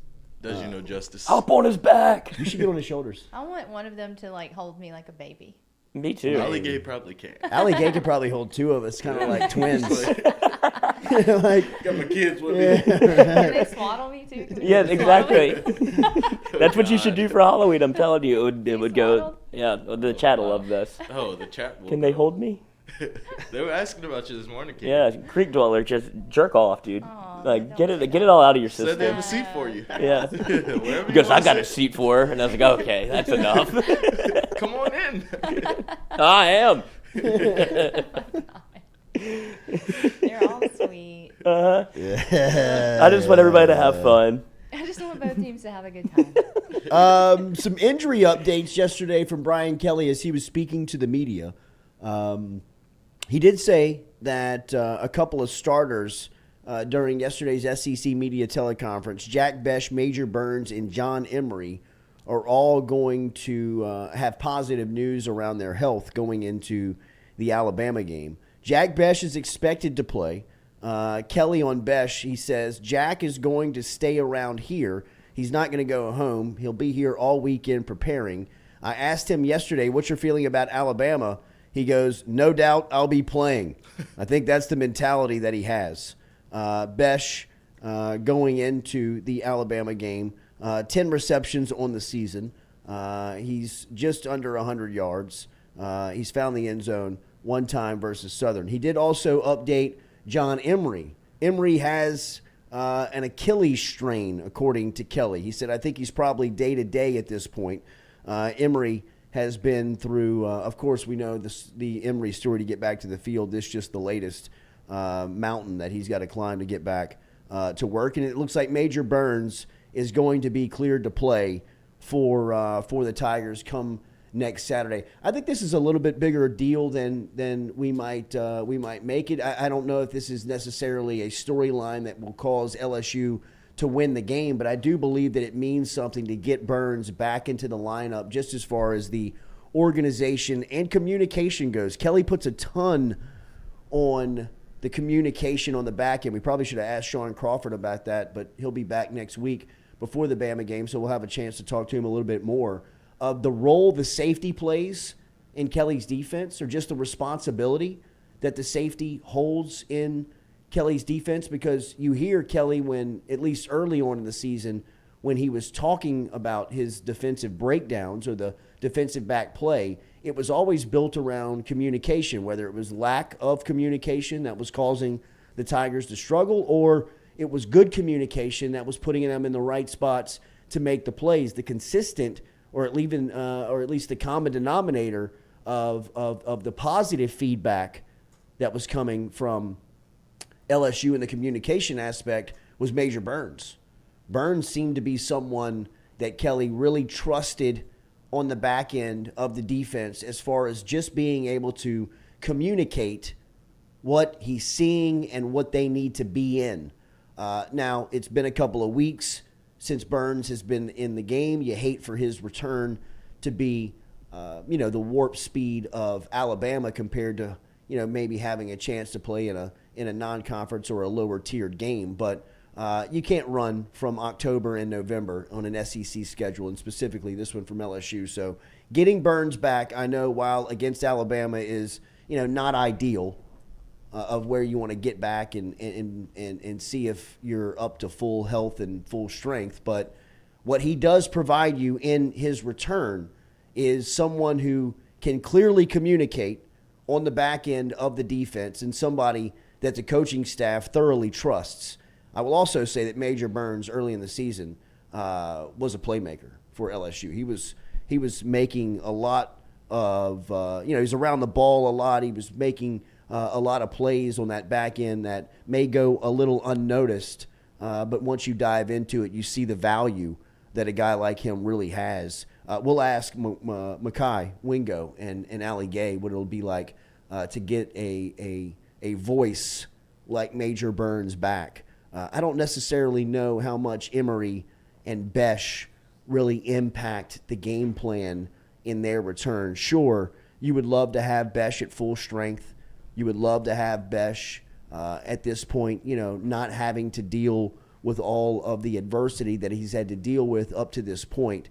But I also believe that your wide receiver play right now is so consistent, and you're getting reps from guys that are stepping up and making the most of their opportunities, like Kyron Lacey we talked about yesterday, is getting a couple of reps here with guys being down. And look, he's catching the football. He's making big conversions and big pickups. So I don't necessarily know where Besh fits into the lineup, and we've obviously talked about the emergence of Josh Williams at that running back spot, and getting Armani Goodwin back last week. I think kind of has, really John Emery's fate right now kind of sealed. So out of the three that seem to be trending in the right direction, I think Major Burns really has the biggest opportunity to make the biggest impact, the most impact immediately next weekend versus Bama. But as Shaun Crawford pointed out, Greg Brooks has played at a very high level back there on defense. Joe Fuchsia last weekend had a huge play. Obviously, Jay Ward has been a player on that back end for LSU. So it'll be interesting to see where Major Burns kind of fits in on that spot. So what was Besh's injury again? He's dealing with a back. Okay. It's cranky. He got something going on with his back. That's what Brian Kelly said. He has a cranky back. Oh, okay. You know who else is cranky? Who? Probably the guy that's getting married on the day of the Alabama game. Who? Is it Greg Burns? Who is it in the chat? No, it's. How do you know? Someone in the chat is getting married? Yeah, he outed himself as. I hate it. Stephen.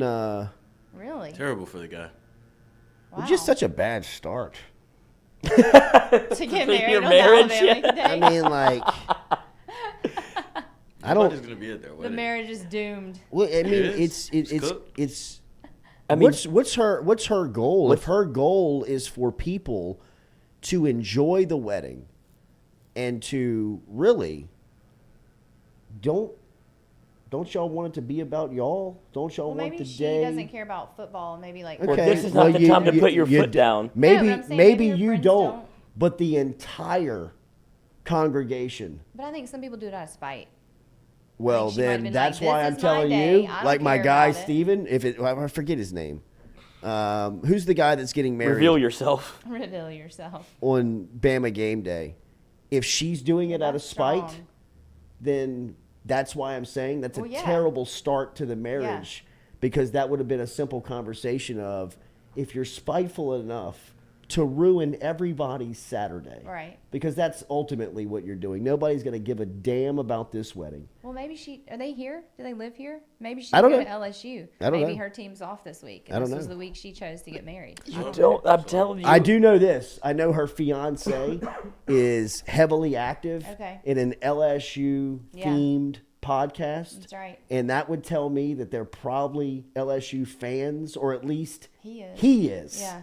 So if nothing else, if you don't want to look out for the people that we're inviting, Mm-hmm. could you at least take my feelings into consideration when right. planning this wedding? And I'll give you this.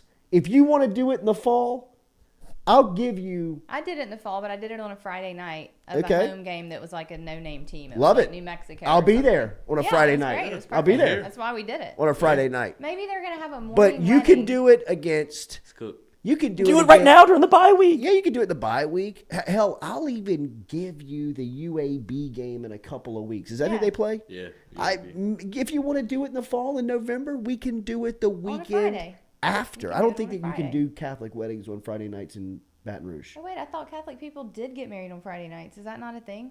I mean, don't- I'm not Catholic. That's not why we I did it. don't think that but- you can do Friday nights. That's Okay. why I think that's why they all fall on Saturday. Oh. So okay. Friday night would be a great Yeah. option, but I just don't think it exists. So maybe they're having a morning wedding, and then the party is going to be a huge tailgate at the game. That would be the move.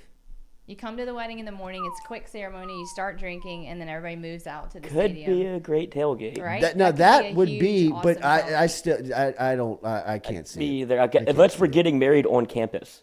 Like Because Maybe they nobody found out that the game was 7 o'clock until That's 2 right. weeks ago, That's true.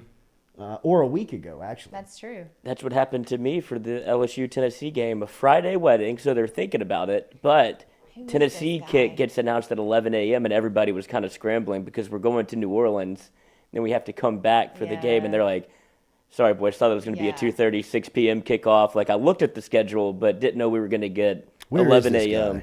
I don't know. It's all the way at the top. It's very early on the show. Lala says my daughter's getting married that day too. What time, Kenny? Yeah, Kenny, what time? And Kristen Crochet also going to a wedding that day. That is Really? amazing. 3 weddings. That on is that day of people in incredible. this chat? I mean, these schedules are issued 2 years in advance. Terrible for the I mean, it's not as if there will never be a first Saturday in November that LSU and Bama does not play for the next 25 years. So if you are in the wedding planning business and you are planning on getting married in South Louisiana, hell, in the South, if you were in Tuscaloosa and tried to plan this wedding this weekend, if the game was in T-Town, it would be the same sentiment. I mean, you might have in-laws showing up with shotguns in Tuscaloosa. They already did to it. weddings. Christian says my Literal groom, shotgun my wedding. friend is completely okay with that. So No, he said Kristen man's Crochet. okay, too. That's who said it. Yeah, he said he's bringing his phone to the wedding, yeah, and everybody's gonna yeah, have earbuds in. Yeah, but that it's fine if the bride and groom are cool with it. If y'all are so cool with it, then elope on that Saturday. You know what I mean? Don't invite me.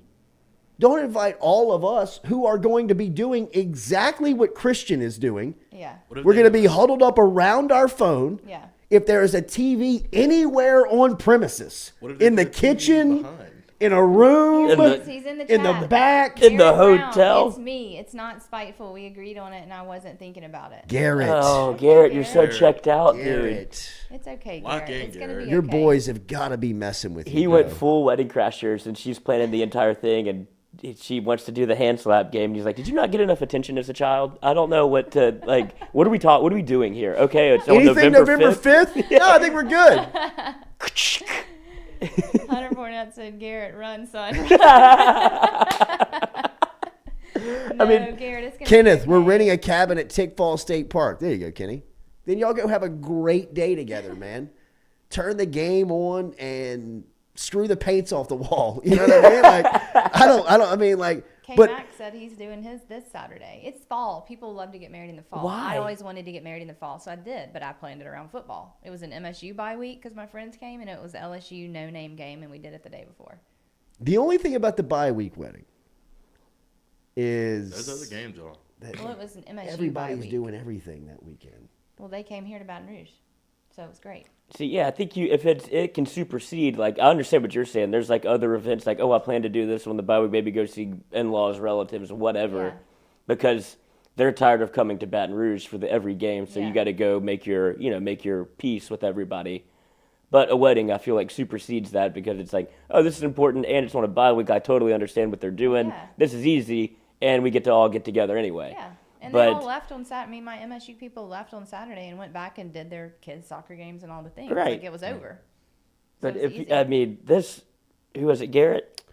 David Reed. I was in a wedding on LSU-Bama game night. Stayed in the groom's room the entire reception. Hey, we'll take I mean, don't you know she's down there hounding his ass? Where are your friends at? Oh, yeah. Where's the groomsmen But at? I've been in a wedding. They're in the like this on a fucking game room day. watching the game like I told you they were going to do in July when damn we it. fucking planned this thing. And I'm going with them. People have Where are TVs you? in the receptions for this reason. I've been at weddings like that where they bring in big TVs, and that's what's happening. for Last the Saturday night, I told you I hosted the MC the Arthritis Foundation benefit, Oh.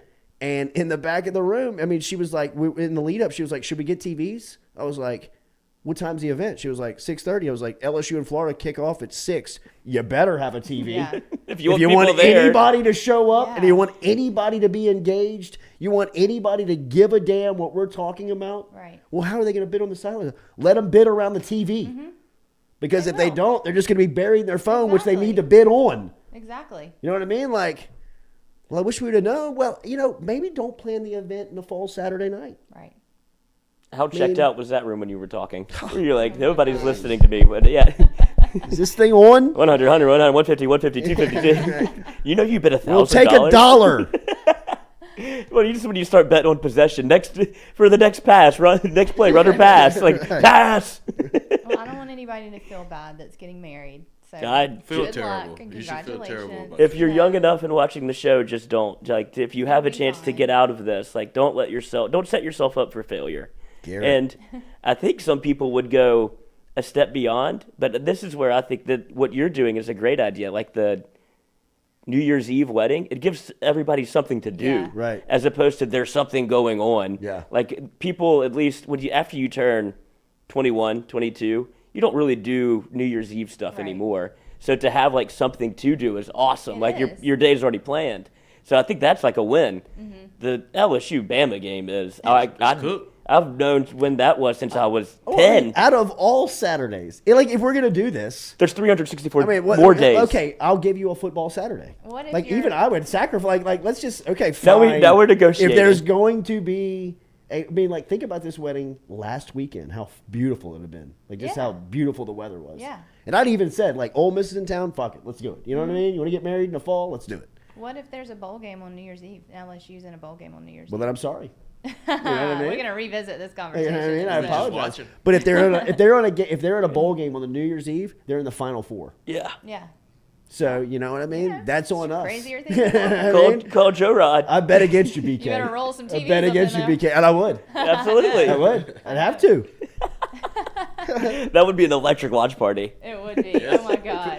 It Turn would up the be. stream. Get Yes. Caskey's quicker out there.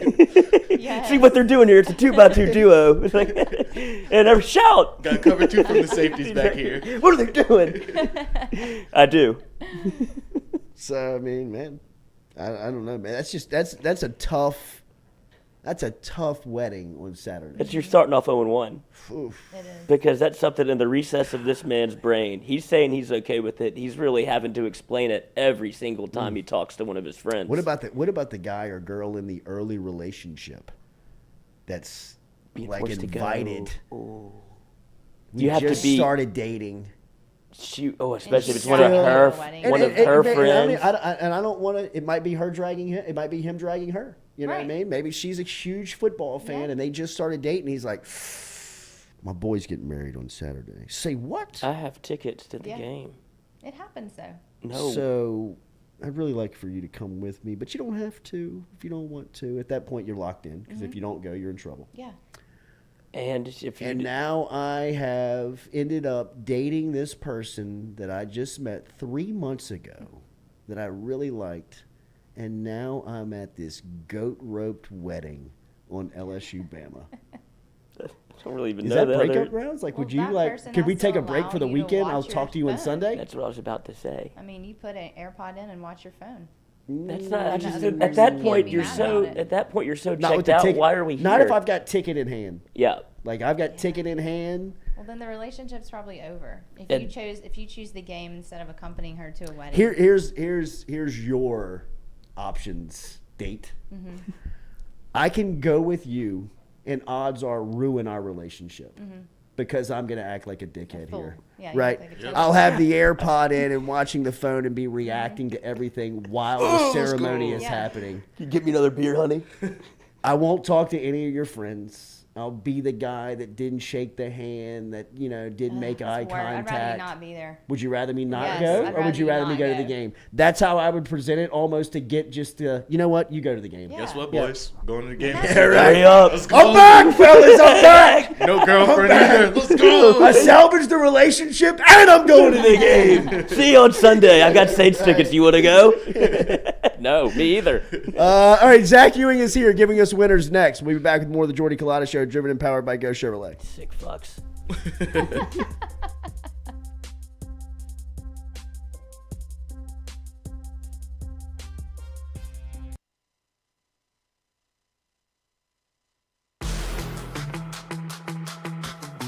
Donaldsonville Glass and Body, the trusted name in frame, body, and automotive paint repair since 1977. They have served their customers for over 45 years. You can find them online at dgbauto.com or stop in and see them Railroad Avenue and Division Street out in Donaldsonville, Louisiana. Look, they can help you with your insurance claims. They can make the repair process as stress-free as possible. I'm speaking from experience here. I've got numerous windshields, body repair, all done by Kenny and the crew over at Donaldsonville Glass and Body. They are, without question, the most well-equipped shop in the area. Stop in and see them today.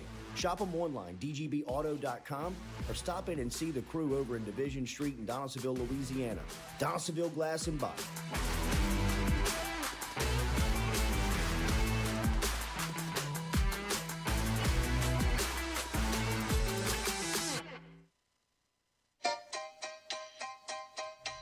Hey fellas, it's Jordy Culotta for my friends over at Men's Total Health. Guys, do you suffer from fatigue, decreased libido, erectile dysfunction, weight gain or loss of muscle mass, signs of depression and anxiety, hair loss, mental fog, general loss of interest? Then you might be suffering from low testosterone. Go see my friend Mike Roach and his great team over at Men's Total Health, over in Metairie at menstotalhealth.net online. And stop in and see how they can change your life today. A simple shot and some knowledge from Mike Roach can get you back up, moving with your energy, get your sex drive back, build your muscle mass, make you feel young again. All online, menstotalhealth.net.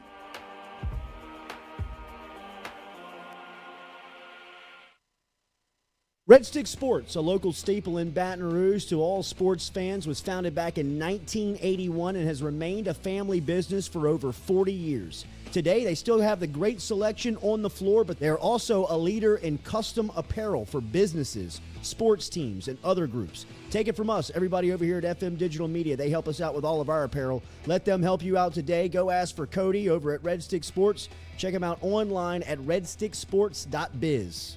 I was embarrassed about my smile. Are you unhappy at yours? Do you not smile back at yourself? I called my friend, Dr. Spillers, over at Johnson Spillers. He fixed my smile, and now everywhere I go, people are complimenting it after the work that Dr. Spillers and the staff did to my mouth. They can do it to yours. Get in touch with them. JohnsonSpillers.com. 2 locations, one in Gonzales, one in Baton Rouge. Easy to find them, JohnsonSpillers.com.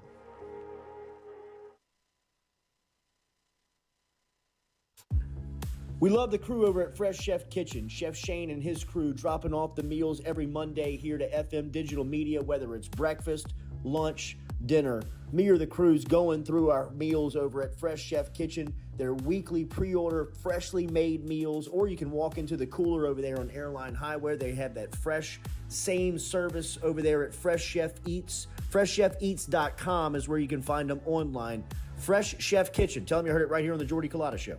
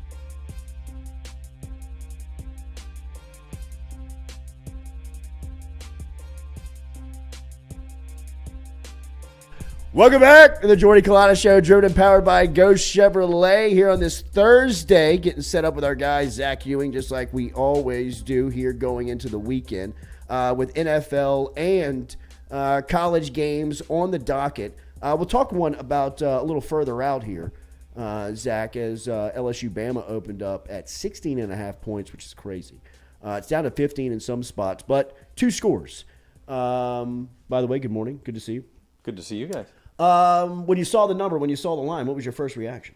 So you could have got it a couple of weeks ago at 17. That was one of the games. Caesars will pick out 3 or 4 games, and they just put them at the bottom of the board where you have to scroll all the way down. Yes, but you do. the biggest games of the year, you could find them, and Bama was minus 17. So if you liked LSU, that was the time to get it, because now obviously LSU's coming off a couple of big wins. The numbers pushed down. I think yesterday it actually hit 14 for a minute. For a minute.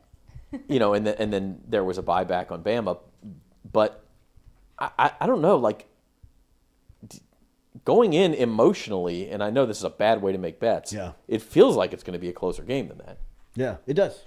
I mean, just by what LSU's been doing offensively the last 2 weeks, it's tough for me to imagine them getting blown out by anyone. I respect Alabama. By no means am I saying that LSU is about to go, just beat Alabama. I'm not saying, but I do believe it'll be within 2 scores. Yeah, I mean, the one thing, look, LSU's got to get off to a better start than they have been, because falling behind Florida and Ole Miss and Auburn is one thing. You fall behind Alabama, we've all seen it dozens of times before, where it's 14-3 in the second quarter, and LSU gets the ball back, and you think, okay, they can start a comeback now, and then it's a scoop and score, a pick six, and all of a sudden you go, oh no, and you don't want to do that against Alabama. You don't want to do that against that defense. Having said that, I mean, we saw what Hendon Hooker did against that defense. Like, you can move the ball with a mobile quarterback against Alabama's defense. I also think LSU's defense is probably better than Tennessee's. I mean, so at least against the pass they are. So can you contain Bryce Young? Can you make it a 4-quarter game? Can you get it to the point where the crowd's geeked up going into the fourth quarter? I mean, I definitely see that possibility. If I still got to think about it a bit. If I had to pick today, I'd take LSU in the points. Yeah, absolutely. All right, so the football weekend gets going here on Thursdays. We love to have you back here. Next week, we'll be talking Maction. This is the last week before the college football playoff rankings are put out, which means that Maction will be back next week, which will give you, I believe, 6 of 7 days of football. Somebody tweeted out this morning that there's 27 straight days of football. I don't know if that's actually starts today. Yeah, really? That's because there's Tuesday and Wednesday games every week now. I'll take it. Yeah, that's a lot. and the World Series starts tomorrow. Give me my Wi-Fi. Baseball guy. Yeah.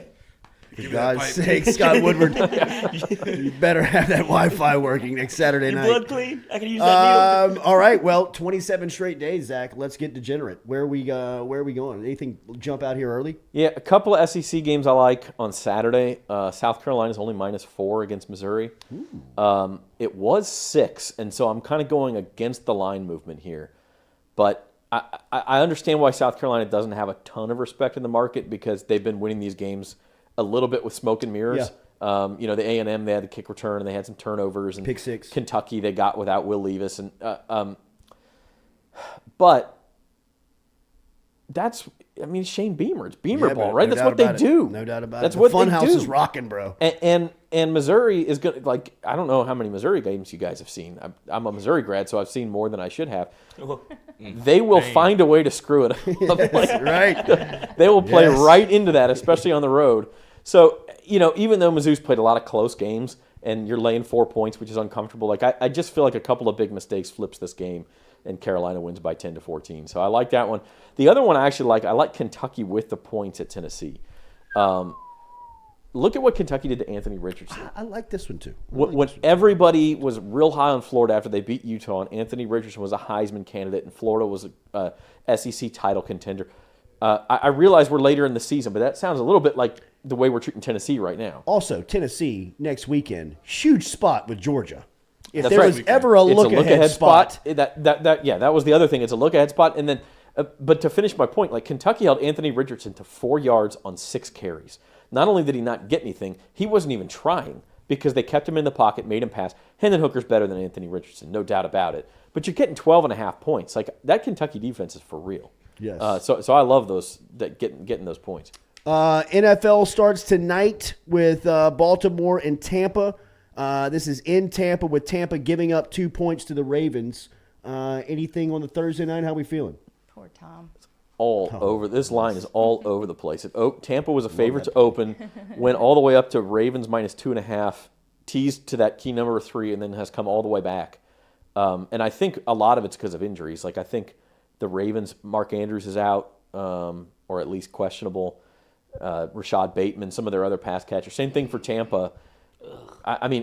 So maybe an under. I don't know. Like I hate to give a Thursday night under out, but I'm staying away from the side on this one. Thursday night football has been bad. Yeah, and the Bucs have obviously been awful. I think before the season I would have said Tampa Bay wins this game, but man, they look broken, right? Like, God, there are a couple of super boosts out there for Caesars. Tom Brady over 249.5 pass yards, and Lamar Jackson over 49.5 rushing yards, +110. If you're just looking for some action, because I don't know how you touch. That's bait. Yeah, of course it is. I wish you could bet against the boost. Who's the true sickos out there? Dangle a Brady 249.5 in front of their face. Throw the ball. I mean, the Ravens' defense has not been good, but man, I don't know. It's gonna be like a car wreck. Like I don't think I can look away. But I don't know. No doubt. Anything on Sunday? A couple of them, and this is going to go against the grain. I kind of like the Colts. Okay. And I know that they benched Matt Ryan, Sam Ehlinger, who the hell knows.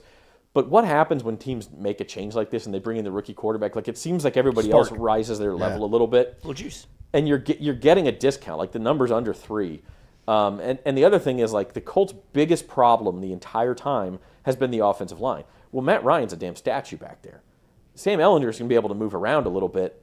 That might negate that weakness a little bit. Probably also means they give Jonathan Taylor 10 more carries, which can't be a bad thing. I don't think Washington. I know they came off the big win against Green Bay, so I'm kind of selling high on them. But I like Indy. Wait, it's Heineke versus Ehlinger? It's Heineke versus Ehlinger. Yeah, it's the Green Genie. Sometimes the NFL produces these matchups. It's unreal. Like, this is the best guys in the world. Yeah. Like, what are we doing? Maction starts on Sunday, really. Well, this is why you have the red zone. You just will never see that game. That's right. The other one I like is Monday night. I like Burrow and the boys. Yes. I think the number's up to 3.5. They're warming up. Yeah, it's better at 3. But I'll tell you one thing. Like, if you start looking at the numbers, you don't realize how good Cincy's defense has been. Yeah. Like, they're one of the top 5 defenses in the NFL right now. The offense started slow, but they're starting to figure it out, which you knew they were going to. And the Browns, Jacoby Brissett's going to 10 weeks. We got a good defense. No, you don't. Like I see this as being a blowout. I think it could get ugly. So I like Cincy. And then I actually don't feel as strongly about this one, but I like the Saints. It just feels like a spot where they're going to bounce back a little bit. Like they've caught every bad break in the world. I'm kind of waiting to see if they get either Thomas or Landry back. I think Thomas is probably more likely. Yeah. But I do think they kind of bounce back in this scenario. That game could end up being a shootout, but if they get Thomas back, I like the Saints. Last one, World Series. Bregman plus 1,100 on an MVP prop bet if you're looking for it. But Aaron Nola, former LSU great and Catholic High alumni, is going to get the start tonight as Houston and Philly get it going tomorrow night. Sorry, Friday night, game 1. Yeah, and the line, like, if you guys were imagining in your head when the LCS ended, everybody thought more than 200, minus 200, right, for Houston. Like, I just automatically thought they'd be 220, 230, something. They're like, what is it, minus 170 right 170. now? Well, yeah, so to me, that means somebody kind of likes the way it sets up for Philly, and quite frankly, like, I do too. I don't know that I have the gumption to bet on them, but Nola and Wheeler, you get 4 out of the 7 games. You get your big guns going if you're Philly. That lineup is clicking. It's probably a no play for me. I'll tell you what I will do is I kind of like Philly in game 1, and I think they're like plus 145. Yeah. So if you bet Philly in game 1, and then if you're right on that, it's a good spot to take the Astros on the series line because they'll be closer to even money at that point, down a game. And I honestly think, this is crazy to say, Verlander might be their worst starter right now. Yeah, I agree. That pitching staff is so deep. I agree. And Verlander struggled a little bit. He's hurt. Maybe you fade him in game 1 and then you buy back on the Astros. Zach Ewing is the director of sports betting and gaming over at The Advocate. He's a great follow on Twitter at @ZEwing, and you can catch him every Thursday here on the Jordy Culotta Show, chopping up some of the lines going in to the weekend. We appreciate it. Good to see you, buddy. Thanks, guys. Next, we come back. Mekhi Wingo, the SEC Defensive Lineman of the Week, and Allie Gay are in studio with us, talking a little LSU football in the bye week, getting ready for Bama coming in here next Saturday. Come back with us. Jordy Culotta Show, driven and powered by Go Chevrolet.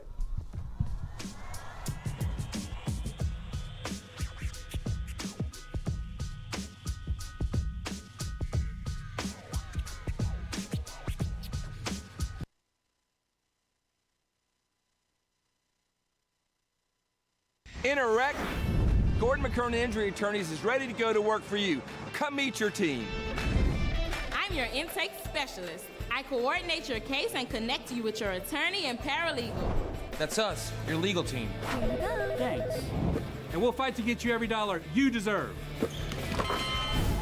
I'm your settlements and disbursement manager, and I'm here to get you paid on time. I'm attorney Gordon McKernan. Put our team to work today. Just call us. Get it done. We're sitting in the dugout. So funny you say that. And Pelfrey is not pitching today, but he's in full uni, he's turfs, and he's standing up on the First step. fence, whatever, just like this, watching the game. And we start talking about, pissing your pants, something whatever. He was like, "I'll piss my pants right now." No way. We're wearing gray pants, long gray pants. He goes, "I'll piss my pants right now." No, you won't. Yeah, how much money do you give me? So we gathered up however many people were in there. I think it ended up being $2,000 total. I pissed my pants for $2,000. And 100%. So he goes in there, and he's watching the game, and he just starts pissing in his pants, gray pants. Yeah. So you see it going down his pants, long pants going into his turfs. And he's just going into his turfs. He takes his turfs out and dumps out the pee outside on the warning track, on the dugout. And he just puts them back on, and he finishes the inning. He waits till the inning is over with to leave. And so he's watching the whole inning with piss in his pants. And everybody is dying laughing. Manager's laughing. Everybody's laughing. He gets up out of it and walks to the dugout, pee all in his pants, in the gray pants. It was awesome. Question in that game. You're listening to the Jordy Culotta Show live on YouTube. Catch it every day, 7 to 9 a.m., wherever you have internet access. Oh, my guy, the host of Mac and Cube. You said you wanted me to close it out. I listen to his pod every day on WJOX 94. I thought I was going to beat Charlie. I didn't. You were fantastic as always. Have a great call in Missouri. I'll see you soon, man. Thanks, man. Good Later. talking to you, Jordy. Always. There he is. Cole Kubelik, the absolute best. Don't overthink it, ABC. When you move to a primetime slot in the SEC, is getting that billing. Make this man the color commentator. He's the absolute best. Ooh, I mean, what a pro. What a pro. I remember telling them, hey, listen, my job here is to make sure that we bring, big time football to a small town environment, right? And so you see on movies sometimes about the way a town reacts to the football program and what it means to everybody, and that was the hopes and dreams that I had for the place. And so our kids take a distinct responsibility in wearing that Z on their helmet. It means a lot to them. And then on the flip side of that, our community does a tremendous job of supporting our program, supporting the athletic department, supporting our school as a whole. And there's really a great relationship there that's a lot of fun to be a part of. Thank you for the access, man. Looking forward to tonight. We'll talk soon. Coach, wait, before you go, fix your hair again one more time. Oh, look at him. Let's go. Yes. Here. Look at him. What do you think about that? Game day, what do you baby. think about that? Game day. Hell yeah. Yeah. I love it. I love it, man. Great to see you. Thank you. You too, guys. I appreciate it. Y'all have a great day. All right, man. There he is. There he is. My guy. David Brewerton checking in.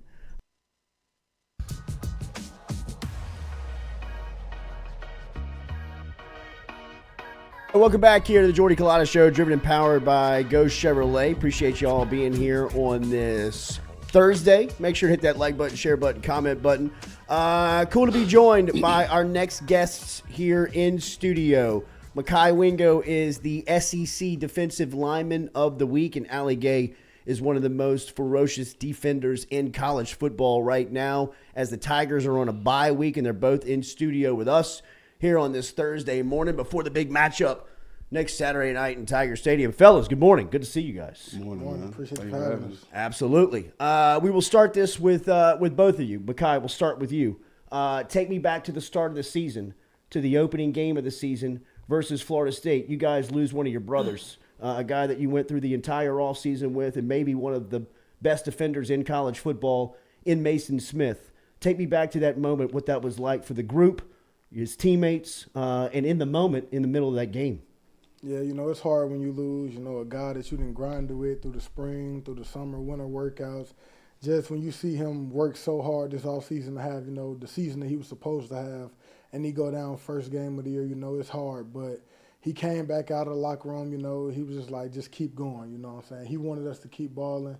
Just, Ali and BJ did a great job of keeping the group together, making sure we didn't get down, At that time, we did get down a little bit, but once they picked us back up and we got started, everything smoothed out the rest of the game. But it's hard losing a guy like that. Absolutely. How about you, for Ali, in the moment?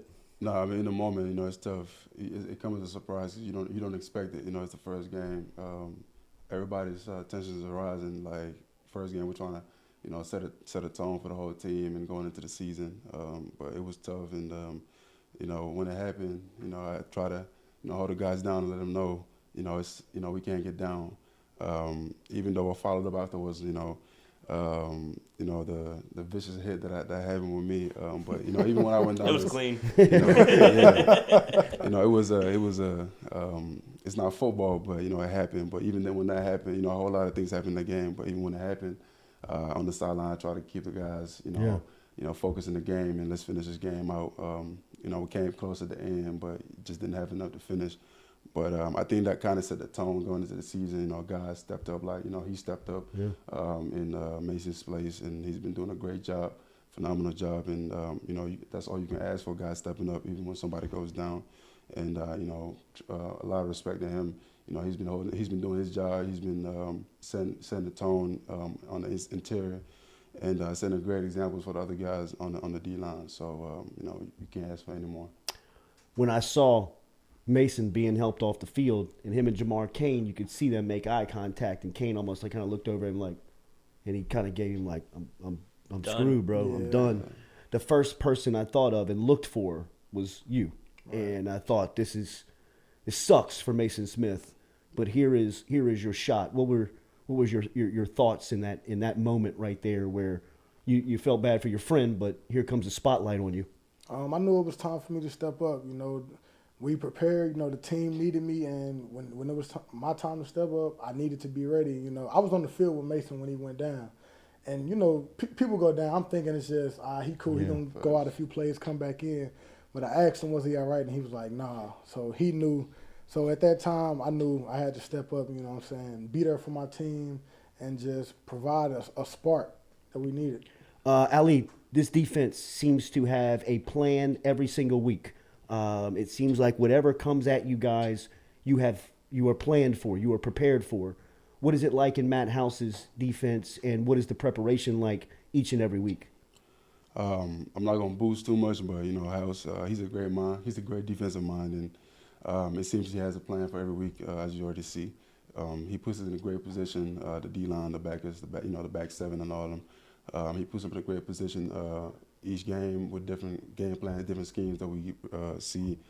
And, you know, we find success in it, you know, and, you know, we play good, but it all complements his work and how the position he puts us in to be successful. So, I mean, he makes sure that he puts us in a position where it don't matter who's eating. You know, make sure somebody's going to get back there and make a play in the backfield. It don't matter.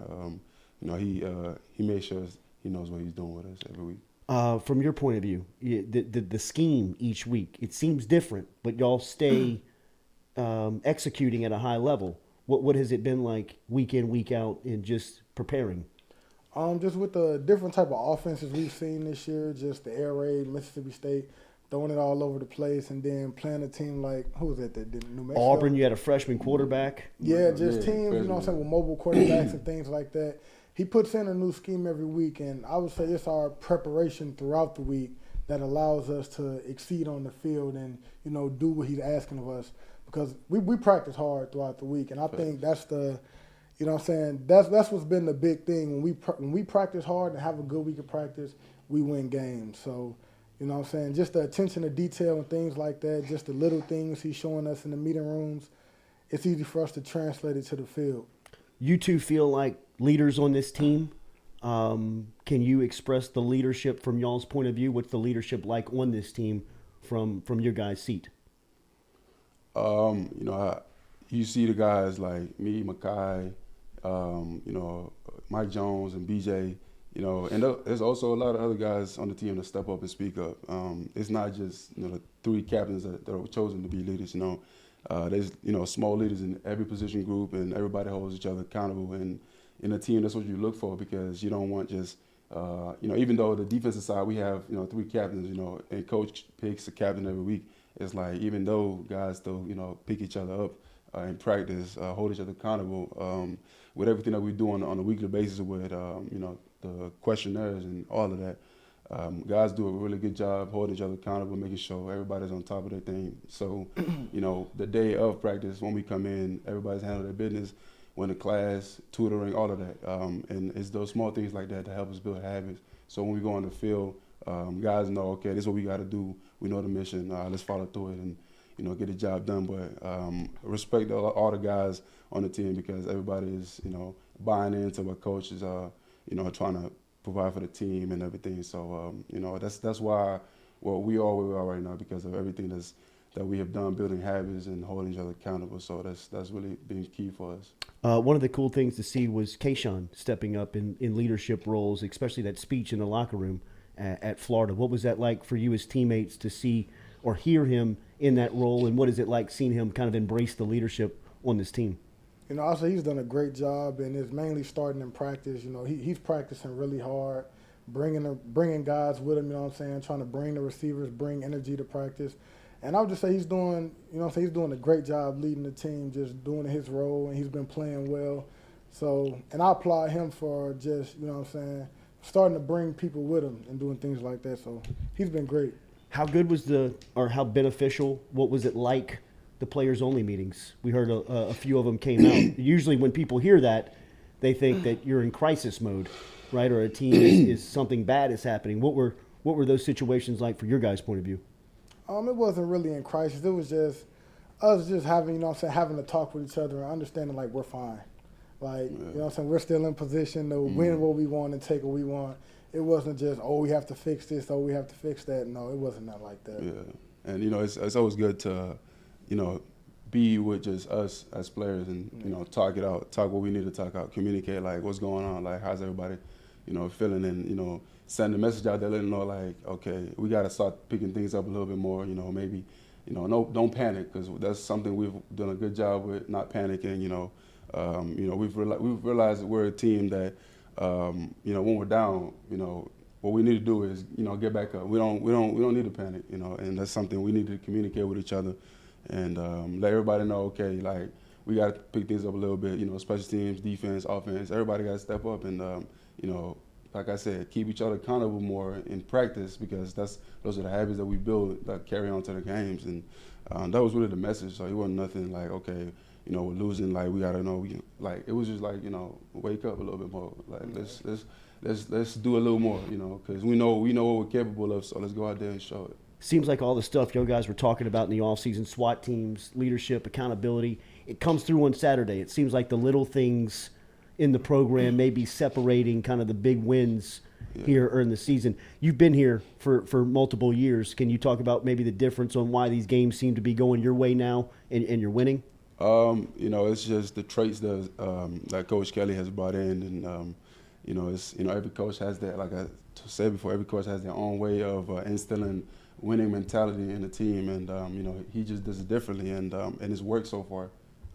Like at SWAT teams, leaders, 10 leaders on the team, and each SWAT team holding their team to a certain extent to where you got to do what you got to do. So coach is not on your butt every day. But it's definitely made the little things mean more, because the little things have carried on to the big things, which is what's happening now. Us having as much success that we're having, and credit to coach and his staff and everything, and the strength staff. They've done a really great job making sure that they're providing us the traits that we need to go out there and carry it on the field. What does Harold Perkins do for the defense? Yeah, he opens a lot of things up. He's a special talent. To be that young, he's just so fast. Like, when he want to go full speed, it's just like that. It's nothing to it. So, yeah, he's a great player. He's all around the field, and, he's learning the defense. Whenever we go out there, he does exactly what we ask of him and more. Yeah. So, yeah, he's a great player. Take me back to this game a year ago. Give me what are your thoughts on Perkins? Man, he's a great kid. He's a young buck acting like a vet. He's already a vet around the facility, man. But it's just the way he carries himself. He's a hard worker. He works hard, and in practice, he's still learning. But you can tell he wants to learn. He wants to get better. He wants to be the best at what he does. And he's a very special kid. And the sky's the limit for him, man. We love having him as a teammate. There must be a certain energy around Perk whenever he is, because every time we ask somebody about him, everybody's face kind of like lights up a little bit. No, he's a special character. Kid. Yeah, he's a special kid, man. That's just I smile because every time I see him, it's just jokes and laughing and smiling. So he's a good kid. Ali, take me back to this game a year ago when y'all got off the bus. It seemed different, and then y'all punched Alabama in the mouth and had a chance to win this game late into it, and specifically from the defensive standpoint. What was different about that night? It seemed like y'all got unlocked that night. Yeah, no, it's crazy because I wasn't at that game. I was at home. That's right. With an injured shoulder, just had surgery. So watching it on the TV is like, that's a whole new defense I saw out there. I was a little down because I wish I was a part of that. Sure. And I saw my guys ball. It's just tough that we couldn't come out with the win. But the guys did their thing on defense, and offense we struggled a little bit. But that's something we hope to flip the script on this year and finish strong on the game, because coming up that close is just tough. That you want to get that win, and when you don't get it, it's just like, man, what could have happened? What coulda, shoulda, woulda, Yeah. But that's something we hope to change this year and finish strong and get a dub on them. Y'all have played some high-level quarterbacks over this run. Will Rogers at Mississippi State, obviously Hendon Hooker with Tennessee. What are the challenges that the next guy brings in, Bryce Young, who might be the best in the game? Have you started to look at him, and what makes him so good at running that offense? What I say, sees that he's very well at climbing the pocket and staying very poised in the pocket. And as a D lineman, if you run back past him and don't break down, he's going to shake you. That's what I've seen a lot on film. So he's a very hard guy to get down. So I'll say that's going to be a tough task we got. What are the challenges in stopping this Bama team? I think he starts up front as a D-line, and just like every game. Containing a good quarterback like Bryce Young, I mean, he's a small quarterback. He can get through holes, but all we can do as a D-line is contain the pocket and set edges. And, and just make sure we're affecting his passing game, because we know he's going to throw the ball, he's going to give the ball to his weapons, his receivers, they have a good back. He's also a special talent, so all we can do is stop the run and win up front as a D-line. Can you talk about the in-game adjustments that y'all are able to make on the fly? It seems like y'all are so well coached going into the game, but what's been most impressive to watch is the way that y'all are able to kind of tinker and change in the game. Can you talk about the processes of how that works? That's what the coaches give us praise for. They always say whenever we need to make adjustments on the fly at halftime, we're a team that is always able to do them. He'll put new plays in at halftime, and we'll run them and won't have any problems with them. So I would say that's what Coach House is best at. Whatever he sees out there, when he comes in at halftime and makes that adjustment, he's very great at that, and we pick up on it just like that. So I would say it goes hand in hand with the coaches and the players being able to adjust to it. For sure. You got any idea what this atmosphere is going to look like next Saturday night? Man, it's going to be ridiculous, man. Yeah. It's going to be ridiculous. I remember when it came down here COVID year, it wasn't, it was COVID. Yeah. You didn't, you already knew, like, not a lot of guys were going to be out there, but this is going to be a hectic, crazy. We know the fans, they're going to be the fans. It's going to be rocking, man. I can't wait. Better or worse. Do y'all talk about that y'all are number one in the SEC West right now? Do y'all realize? Do y'all talk about that within the building? Is that something that y'all are even paying attention to right now? I talk to him. I tell him, like, man, we know who we are. Like, we know what we've done. We're not trying to let that get into our head a little too much, because the job is not finished yet. But we know every week we have to be 1-0. And that's our goal, wherever they got us at. We know what the mission is, and where they got us ranked, that doesn't matter. We haven't done anything yet. So we got to finish. We got to finish the job and the mission, really. You have to be playing with supreme confidence in your quarterback For sure. right now. He seems like he's playing as good as anybody in the country. What is your thoughts on kind of the offense and how he's running it right now? Yeah, he's been playing amazing. He's very electric, hard guy to take down. When he's running, he's very shifty. And he's been very poised in the pocket lately, making the big-time throws. So I would just say he's doing a great job. He's also doing a great job leading and just running the offense and, just controlling the game. It's all going through him, and he's been great. Yeah. Is this a version of him that y'all saw in practice a little bit, where you knew he's like, there was a Jaden Daniels that maybe didn't come through on the screen early on, but in practice you knew that there was a different version of Jaden that like maybe the LSU community hadn't seen yet? Yeah, we've seen it in practice. I think it all took for him to be more comfortable in game time speed. But he's shown more comfortability in the game and really executing the plays and leading the offense, in his own way. But he's doing a really good job, because that's what you want from a quarterback. Feel comfortable and have a good old line. And he's definitely shown playing free. Yeah, he's playing free. He's playing free and he's playing his best. Yeah, so that's all you can ask for. Got to be cool to be in November and still control your destiny. To be here. Fellas, congratulations on the success up to this point. Best of luck next week and beyond, man. The build-up will be wild for next Saturday night. Go out there and ball, bro. Y'all been impressive to watch up to this point. Yeah, but Kai, have they told you anything about what to expect next Saturday? I mean, obviously coming from Missouri, I don't think you've been in LSU-Alabama. Like, no disrespect to Missouri, but this is a different animal you're about to step into. Different beast. Yeah, I don't even know what to expect from the atmosphere and things like that. Like, I don't know. We're gonna see. I'll be ready for it. Keep balling, baby. Keep balling. Appreciate it. Thank you all for y'all's time. Thank you for having me. Absolutely. Good to see y'all. We'll be signing off. More of the Jordy Culotta Show tomorrow morning, 7 to 9 a.m. Make sure to hit that like, share, comment button. Back with you, driven and powered by Go Chevrolet. What's up, man? Appreciate you.